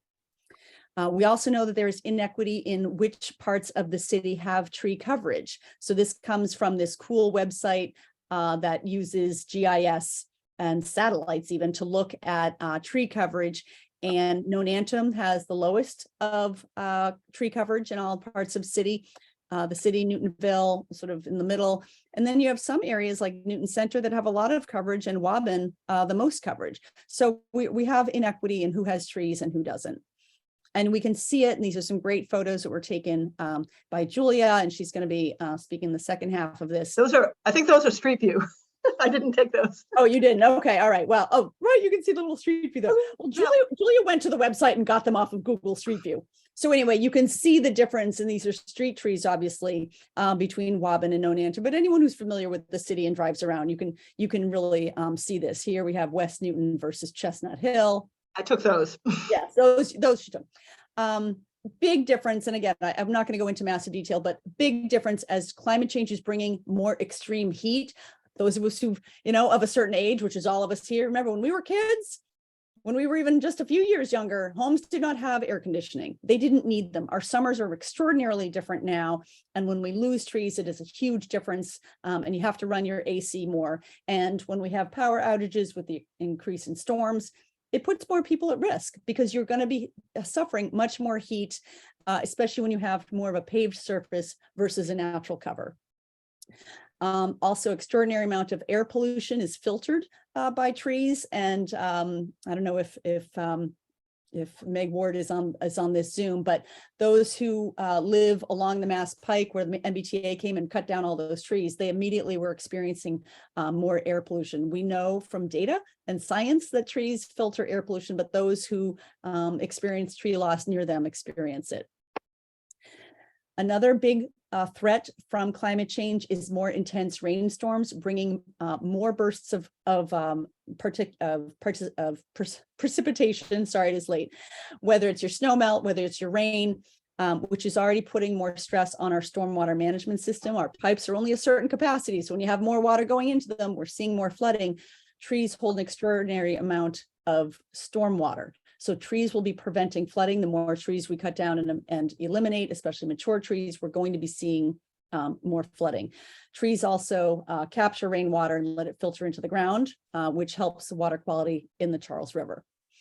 I love this graph because it really shows the difference and why we are more at risk, not just water quality, but also flooding.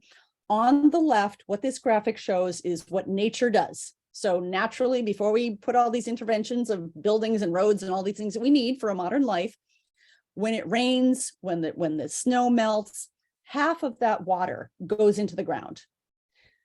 It's purified by the soil on its way to the aquifer, on its way to the Charles River in the watershed that we're in. Only 10% runs along the surface. When you have an urban environment, like much of our city, over half of that precipitation is runoff into the storm drain, where it's carried directly into the Charles River with no treatment at all. So all the crap that's on the roads and the buildings, your dog poop, your leaves are actually pollution in this case, your silt, your sand, your gas, your oil, etc., straight into the Charles, polluting it, and also causing more flooding. So as we pave over more of the city, we are putting our residents at risk.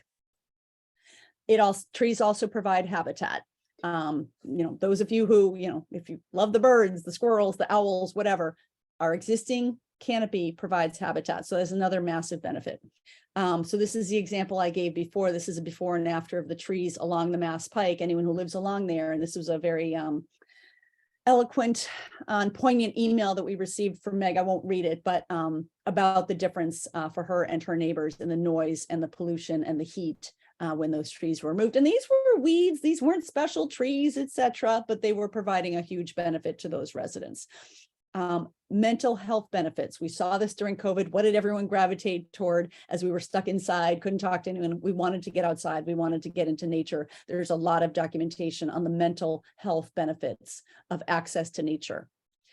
And with this, I'm going to turn it over to Julia. And Julia, you just let me know when I. Okay. Yeah, so again, this is another slide from Mark's presentation back in April at the Trees as Public Good webinar, quantifying what a mature tree does. And the interesting points here, 1 year of a mature tree equal to the first 20 years of a new tree. 1 mature tree equals 30 new trees. 1 mature tree removes as much carbon as 90 new trees. What is a mature tree? Okay, next slide.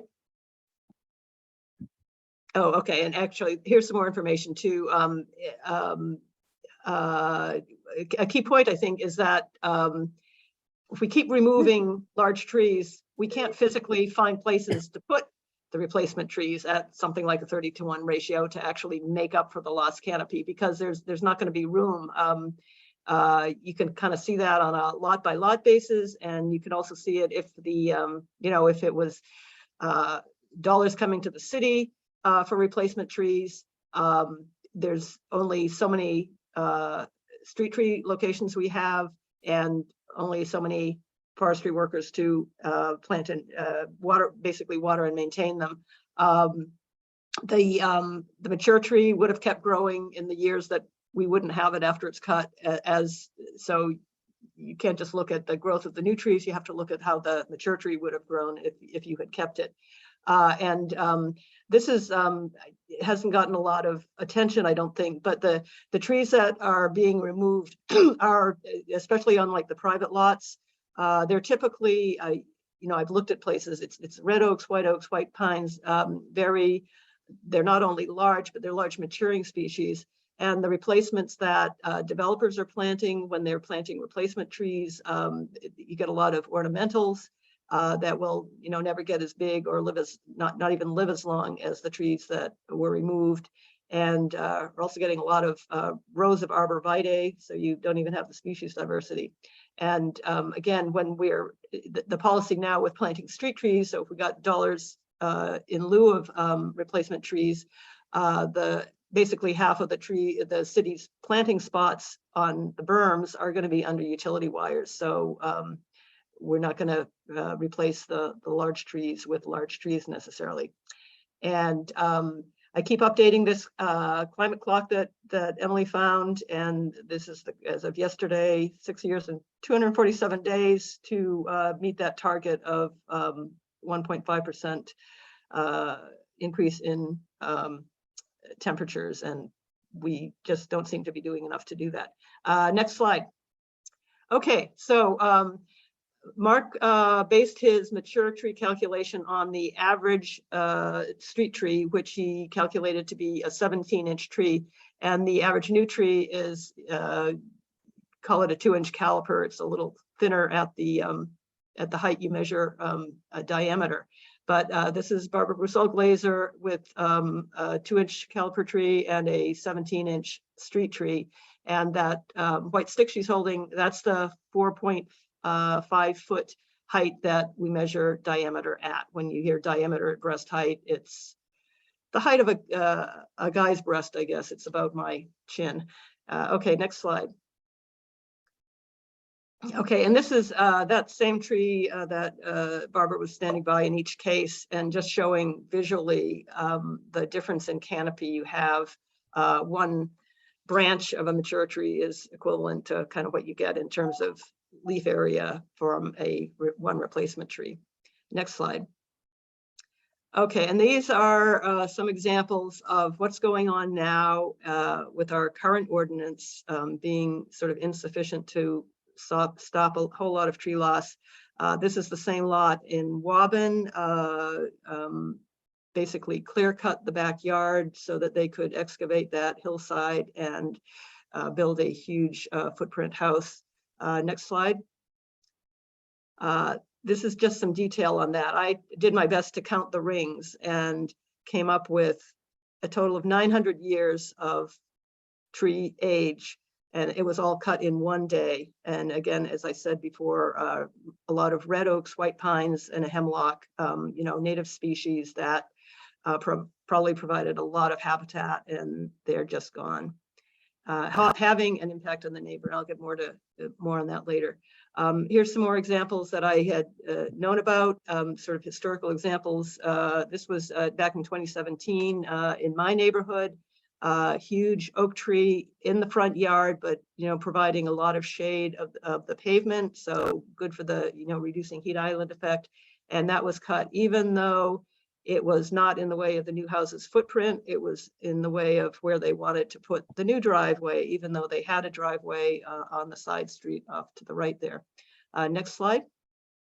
Another issue is that trees may get nominally preserved. The developer doesn't want to take them down and have to replace so many more caliper inches, or maybe they sincerely want to keep the tree, but they don't do a very good job of protecting the tree.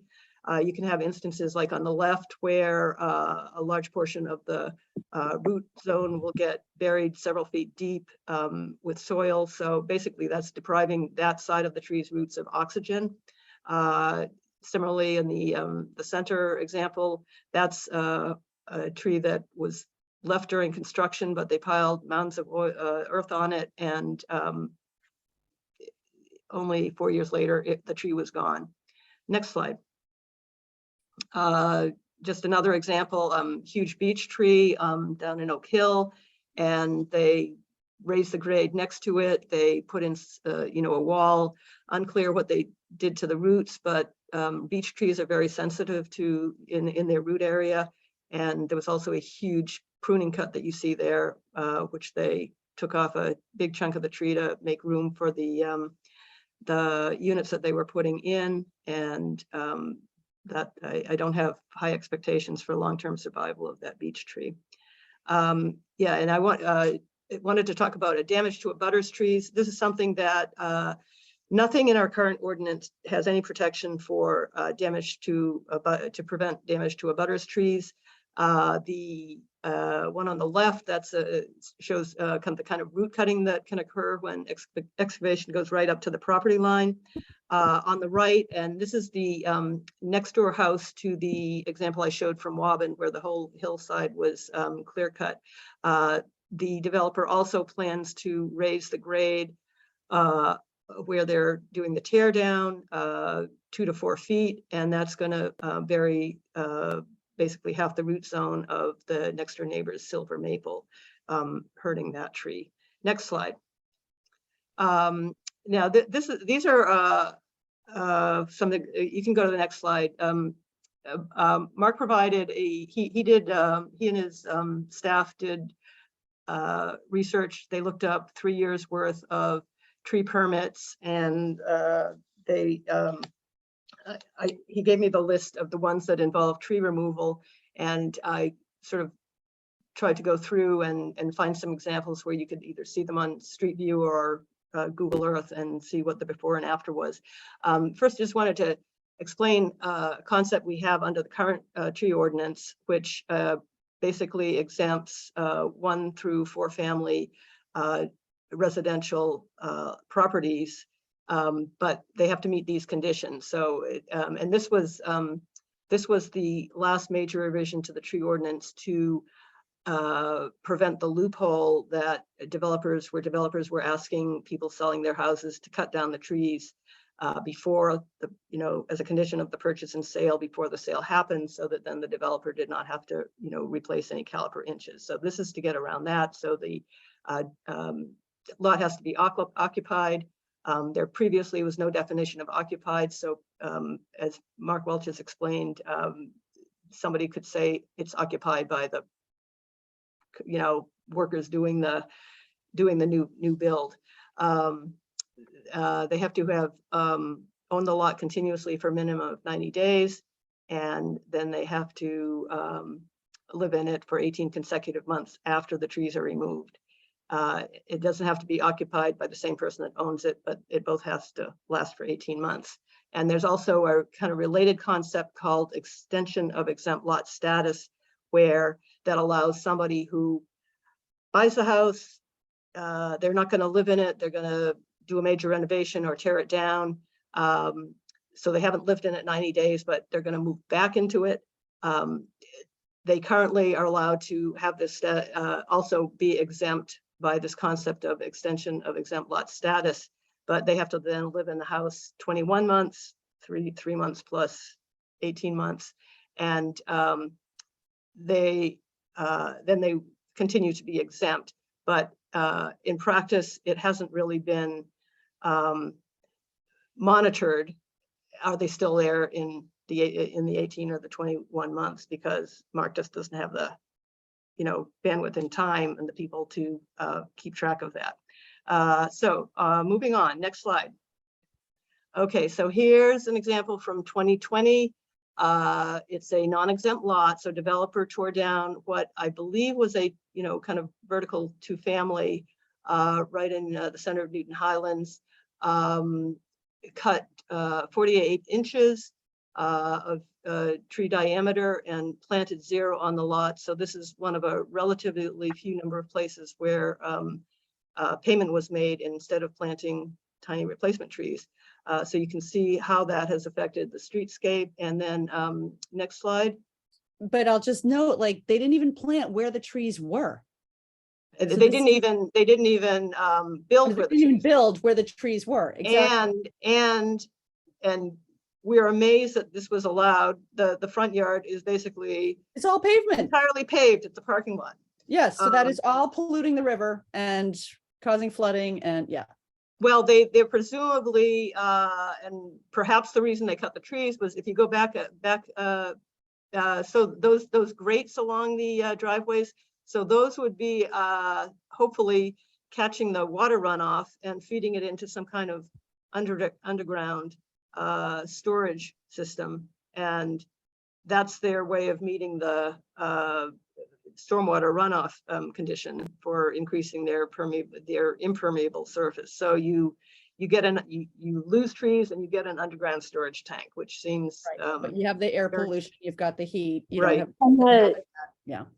yeah, the dark pavement's reflecting the heat back out, right? exactly, right. So you don't have the shade and you have more pavement. And this is the same property. I originally had just the streetscape, and then I looked at the aerials, and that picture on the right is from the real estate ad when they were selling the units. So it was not only the front yard, but the trees gone from the rear yard, and basically a bare backyard with one little tree in the corner. Next slide. Here's another example from Newtonville. This was a totally exempt lot. It had been owned by the same owner for 5 years, 8 months, so they were free and clear to cut as many trees as they wanted without having any replacement requirement. So here, it's not quite comparable because you got summer, winter. So some of the trees on the perimeter remain, but that big, huge tree, I don't know if you can see my, it's not my screen, but the large tree in the backyard appears to have been totally sacrificed by the huge addition. So it went from a single family house to a single family house with an addition, plus somewhere in there is a accessory dwelling unit. But the combination of it, it's kind of like 3 houses in a row. So 51 inches removed. So that was a very large tree or trees, and no replacement requirement. So Here's Julia, another- maybe we should just zip through these. Yeah. Just, you know, so Yeah, okay, here's many yeah. examples of how people can just cut down trees Yep. without consequence. So much exemptions, and look at the massive difference in the coverage that was there. When you think about the science benefits that we just described, Mhm. I just want to. Yep. I just want to. We probably should get to the chart. Yes. Okay, yeah, okay. You'll have So the. what we did here is we put together a compare and contrast so that people could see what we are proposing. And by we, it's Julia and myself, and I think like, you know, half dozen other more counselors who co-sponsored this with us. Is relatively quickly after we docketed ours, the mayor proposed one that in our opinion, well, not in our opinion, it's a lot weaker. And that's what we want to go through with you here. Julia, go ahead. Okay, so yeah, this was at Josh Krinsman, the chair of Programs and Services, requested a comparison of our proposal and the administration's proposal on these 6 or 7 different questions. So kind of concentrating on where they differed. So if you look at which trees are protected, basically ours, we're proposing covering all lots. The administration has a, they basically traded the concept of exempt lots, gotten rid of exempt lots, but then they have an awful lot of exempt trees, because if trees under 55 inches Well, let's go, are on let's one just or go. two I think family it's lots. helpful. It's kind of complicated. Let's just, so 3 family or plus, you have rules. You'd have to get, you'd have to get a tree permit, anything over 6 inches, so relatively small tree, you'd have to get a permit, you'd have to pay something if you want it. So that actually is a good thing. But then your 1 to 2 families, you're good to go. You'd have to still get a permit, but you don't have to pay anything besides the person you got to pay to take the tree away. So most of our lots are 1 to 2 families. So we would continue to be exempting the vast majority of trees unless it's 55 inches, which we have some, we're going to show you a few more photos. 55 inches is freaking enormous. So in fact, was it Julie driving around with Barbara? What'd you find, like 1 tree in the whole city? I mean, there's hardly We found any. the one on Chestnut Street, right? Yeah, that are even that big. Those she would, but anything up under that, a 1 or 2 family lot could take away. Then there was this rule that they're considering, seemed to be open to, was like, unless the 1 or 2 family was going to disclose that they were going to do some construction, then we would make them pay. Well, who's going to disclose that they're going to do construction then? Like, it was just this huge loophole. Special permits, we actually do have a lot of authority currently, and I think we would continue to.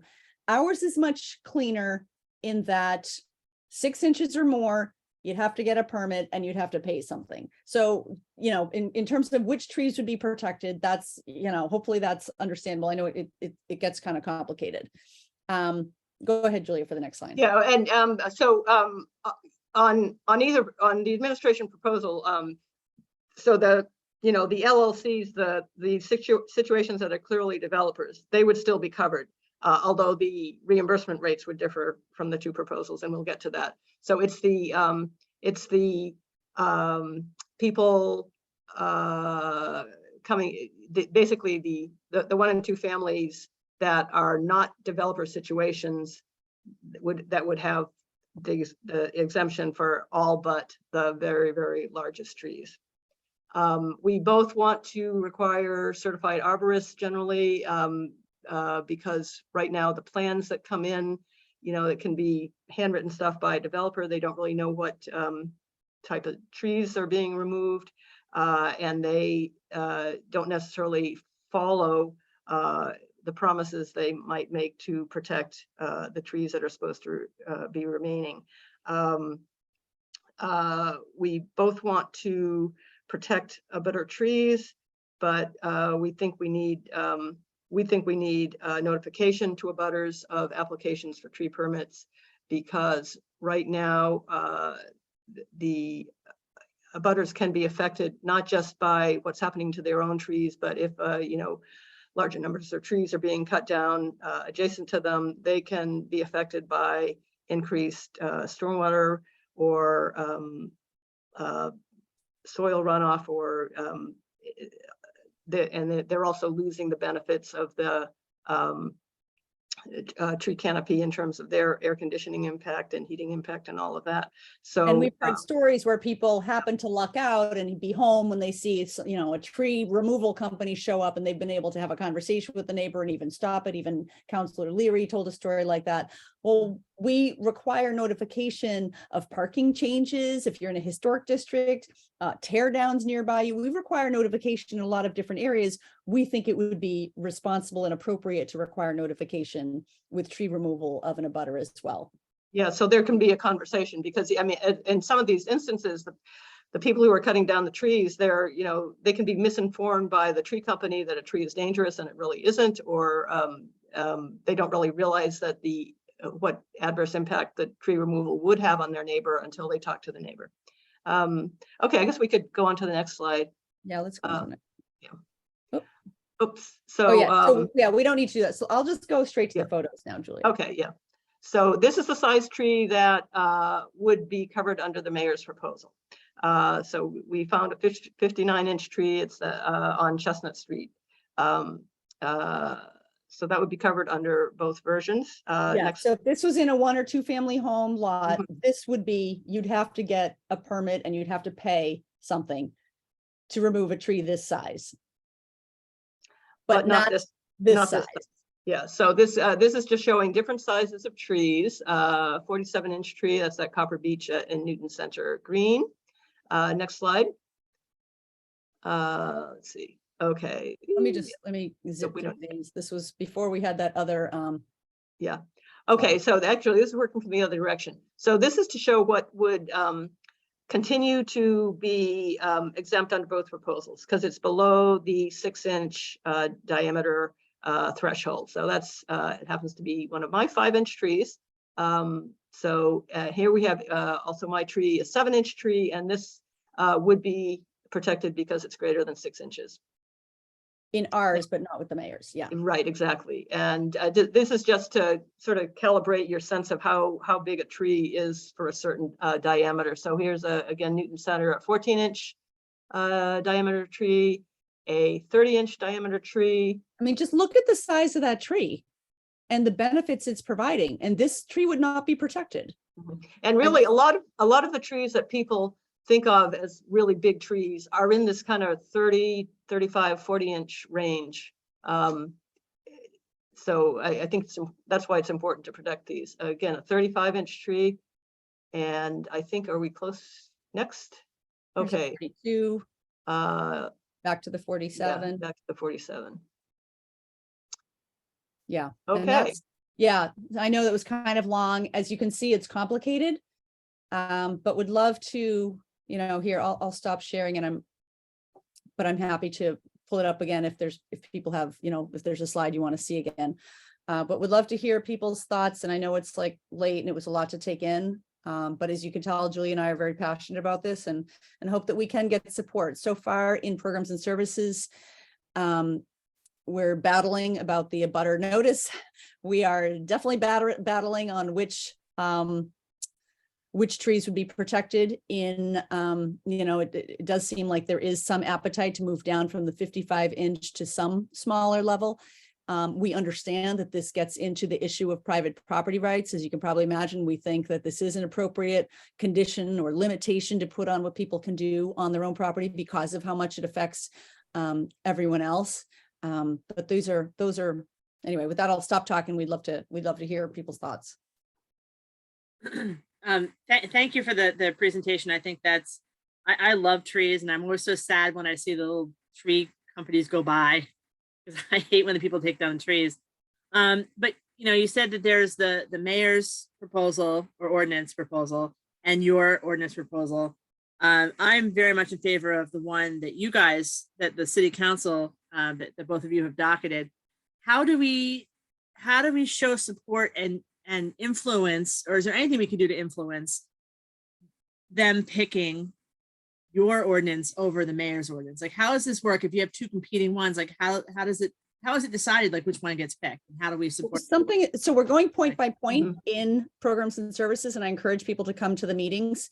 And something is going to come out of that committee. It's not going to be what Julie and I docketed, but it will be something. And then once it gets, then the next step is we'll go to finance because there's a fine involved. But once it goes to the full city council, if we don't think it's strong enough, like maybe it won't include a butter notification, we can file an amendment with the full council.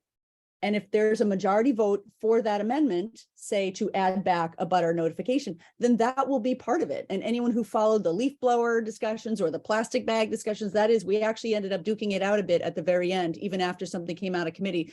This is not like Congress where something comes out of committee and that's what they vote on. It comes to the full city council, but really out of a committee, it's 8 votes out of 24. So we really can keep changing it. Obviously, the stronger, the better. I will say it was a bit discouraging in programs and services. We had city councilors say they think our current tree ordinance goes too far. So that's another reason I think it is valuable for people to watch these meetings so you can see your elected officials and the things that they say. So if we come out of this, let's say we come out and they're like, all right, well, we'll protect all trees at 45 inches or more.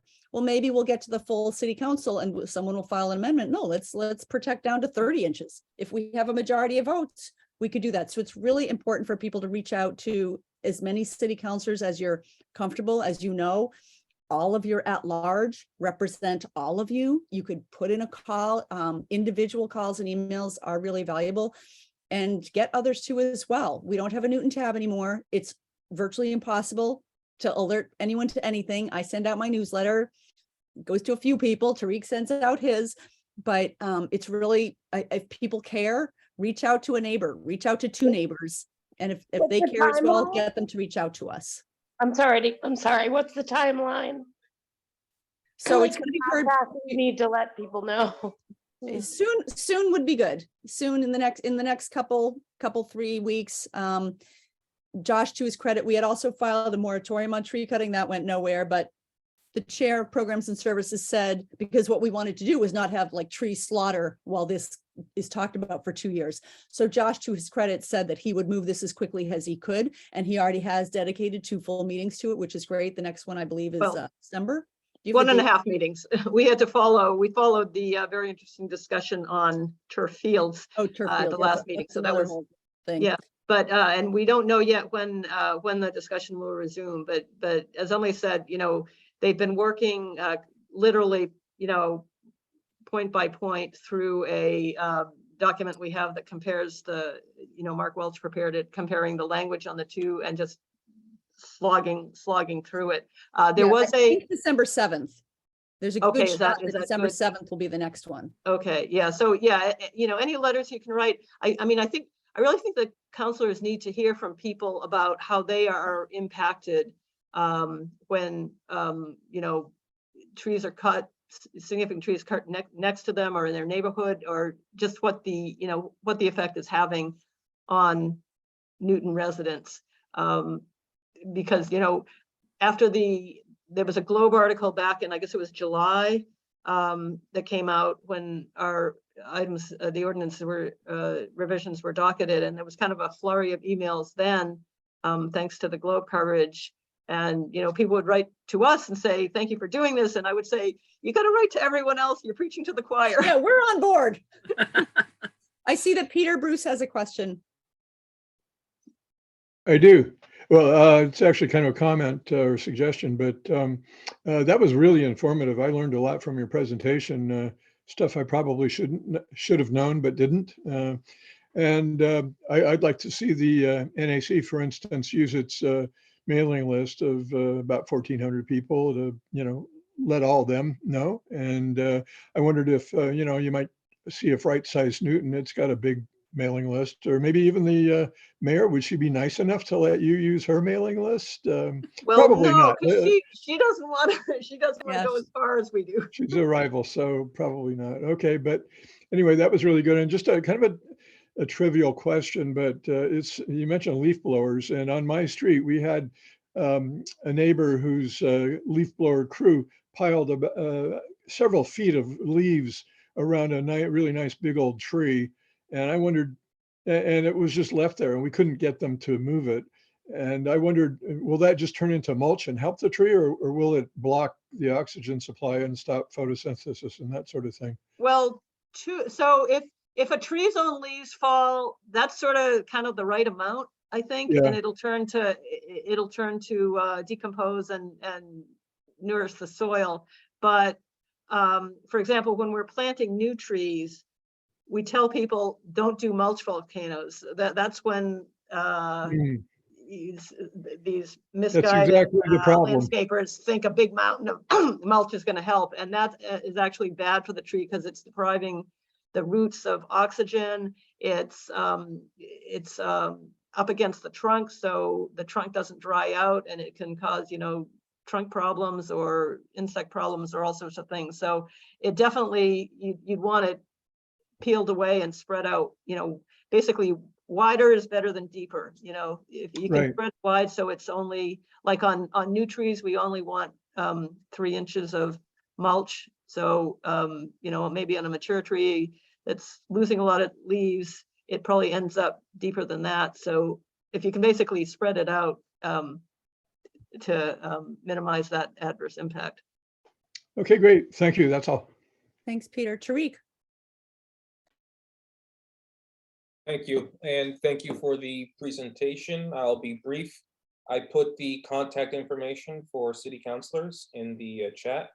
You can contact each councilor individually or email all 24 of us all at once by sending an email to citycouncil@newtonma.gov.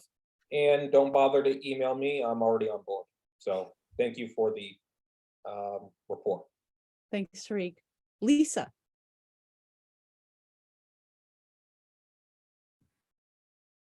Oh, Lisa's still muted.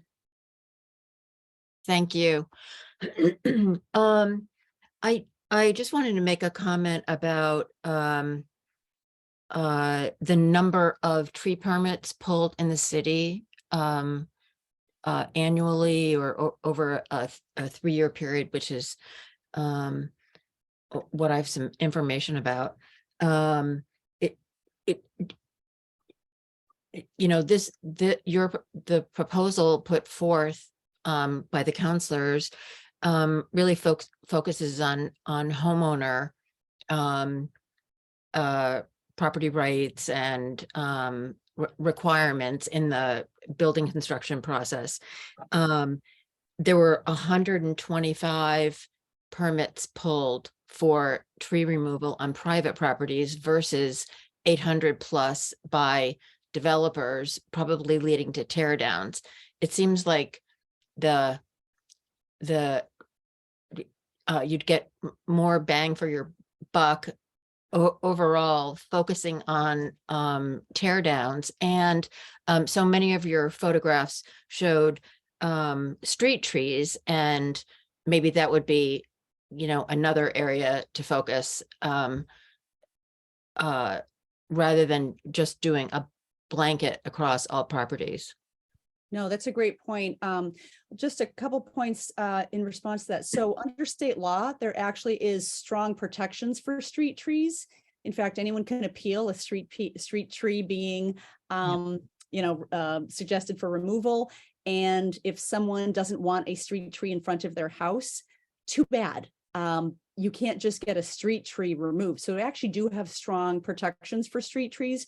We want to be doing more to plant more. We have a lot of obstacles related to overhead wires, which some of us would love to see more undergrounding, and gas leaks. So we have a lot of obstacles. You may know that Newton has more gas leaks than any other community.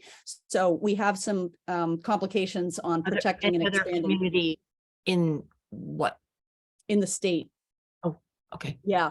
We actually are, we're Newton's #1 for poisoning our residents and our trees when it comes to gas leaks. That's a whole other issue that we should be doing more on. In terms of the permits, it's a little tough because a lot of people are able to remove trees without getting a permit. And we do have limitations on what developers can do, even with what Julie and I are proposing. And we held off from providing the most complicated slide, but we can put it up if people have the appetite for it, which is how much people would have to pay. No one is proposing that someone would not be allowed to take a tree down on their own property. What we are proposing is that there would be more of a cost. The bigger the tree, the more of the cost. And that is true under the mayor's proposal and our proposal. Right now, developers, assuming, the law is being enforced and they're not, doing things they're not supposed to be doing, there is a cost on developers. There is not on the private property owners. So that is why we are trying to address that. It's definitely not to not focus on the developers, but we do think there's this gap, as some of these photos are showing. And I'll hear it. People say, oh, I don't want to have to rake the leaves, or I don't like the pine oil, or whatever. And I know I'm sort of, I don't mean to be making fun of that at all, but I feel like there's this huge gap that for so long we've just viewed trees as sort of this, like they're just oversized weeds, not really taking into account. If we really took into account the science of the benefits they'd be providing, we'd be willing to put up with a few leaves, or, anyway, we would treat them differently. And my hope and fervent hope is that with the greater awareness of the heat and the flooding in particular that we are facing, that we will use every tool at our disposal to mitigate.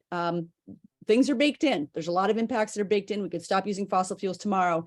There's a lot that's baked in, and it's going to get much worse, not just for our children, but for I'm at 54. I will get to live, God willing, to see a lot more damage. So what can we be doing? So anyway, not to speechify, I didn't mean to, I just wanted to address those 2 points. And Julia, I don't know if you have more to add. Oh, yeah, you mentioned the picture showing street trees. They actually don't. A lot of them were park trees, because that's where you can get a good image, and they were from places that people could go and look at the tree themselves. But the kind of the before and afters, those were the private trees that were lost. And I think what was the other point? I forget. So those weren't street trees. No. They were often trees that were in front yards. So Yes. they're shading the pavement. So you're getting if they're close enough to the sidewalk and the street, you're getting the benefit of the shading. But they're private trees, so they don't have the protection. And yes, as Emily said, there is protection for street trees. It's called public shade trees under Massachusetts general laws. We lose some of those when developers get permission to remove them. We just lost a huge 33-inch silver maple in West Newton because it's a long story. It was heaving the sidewalk, and even though it was a really valuable tree in the neighborhood of McGew Ave, the mayor gave permission to cut it down. I thought the better alternative would have been to make the sidewalk across the street, not a grass sidewalk, but an actual sidewalk where accessibility was concerned. But Instead, 33-inch silver maple was cut down. I'm just gonna, bear with me just because this is such an extraordinary difference. So mature trees versus young trees. This is from Mark Welch. Stormwater, 1,900 gallons a year conserved versus 160 gallons. So Wait, beer? What? Did you say beer? No, a year. Oh, a year. Okay. Stormwater, carbon sequestered, 2,600 pounds versus 60 pounds. Electricity, 1,300 kilowatt hours versus 150 kilowatt hours. So can we ask you to come back? I hate to be a real stickler, but I work another full-time job, and 9 o'clock was the cutoff, and 9:10 I'm physically in bed. And I love the trees. I support everything that you're saying, but we really need to sort of wrap this up. You've got more business to do. Totally fine, totally fine. Really appreciate the time. Thank you. Thank you. Jennifer? I guess I'm back on. Well, thank you very much, Councilor Norton and Malakie. I apologize for you going on so late. We tried to delay the time and then it got away from us. So thank you. I was worried about getting home by 8. It was no problem. I know, I'm sorry. I really tried. People have a lot to say about the development going on. So Thank you, thank you for coming. Emily and Julia. Thank you. Right. So we had a couple more things. We're going to defer the end of our agenda to another time because I don't think any of us want to be here any longer. So I would like to defer the conversation we were going to have on the outreach plan. Martina was really going to take the head for that, so we can just go on with that later. I don't know if Dana, I asked you to have a treasurer's report. I don't know if you want to defer that or whether you can do it in a couple minutes. Let's defer it. Okay. If you don't mind. And Yeah. and then we'll defer the request for special meetings for minutes approval as well. Is that okay, Carolyn? Oh, it's okay. Okay, and last but not least, we were going to do the approval of October meeting minutes, but we did not get them done and reviewed in time, so we're gonna have to defer that to the next meeting. So stay tuned to December. We have a lot, a big long one then. But I will go ahead and if everyone's okay, I will make the motion to end this meeting. Seconded.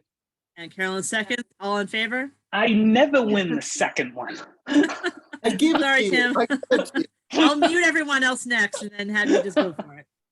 So like I said, thank you very much for coming. And thank you for participating in all of your comments, and we'll be sure to come back December 22nd with more information on Court Street and some of the other issues that we brought up tonight. So thank you all. Thank you. Okay, thank you. Good night. Oh.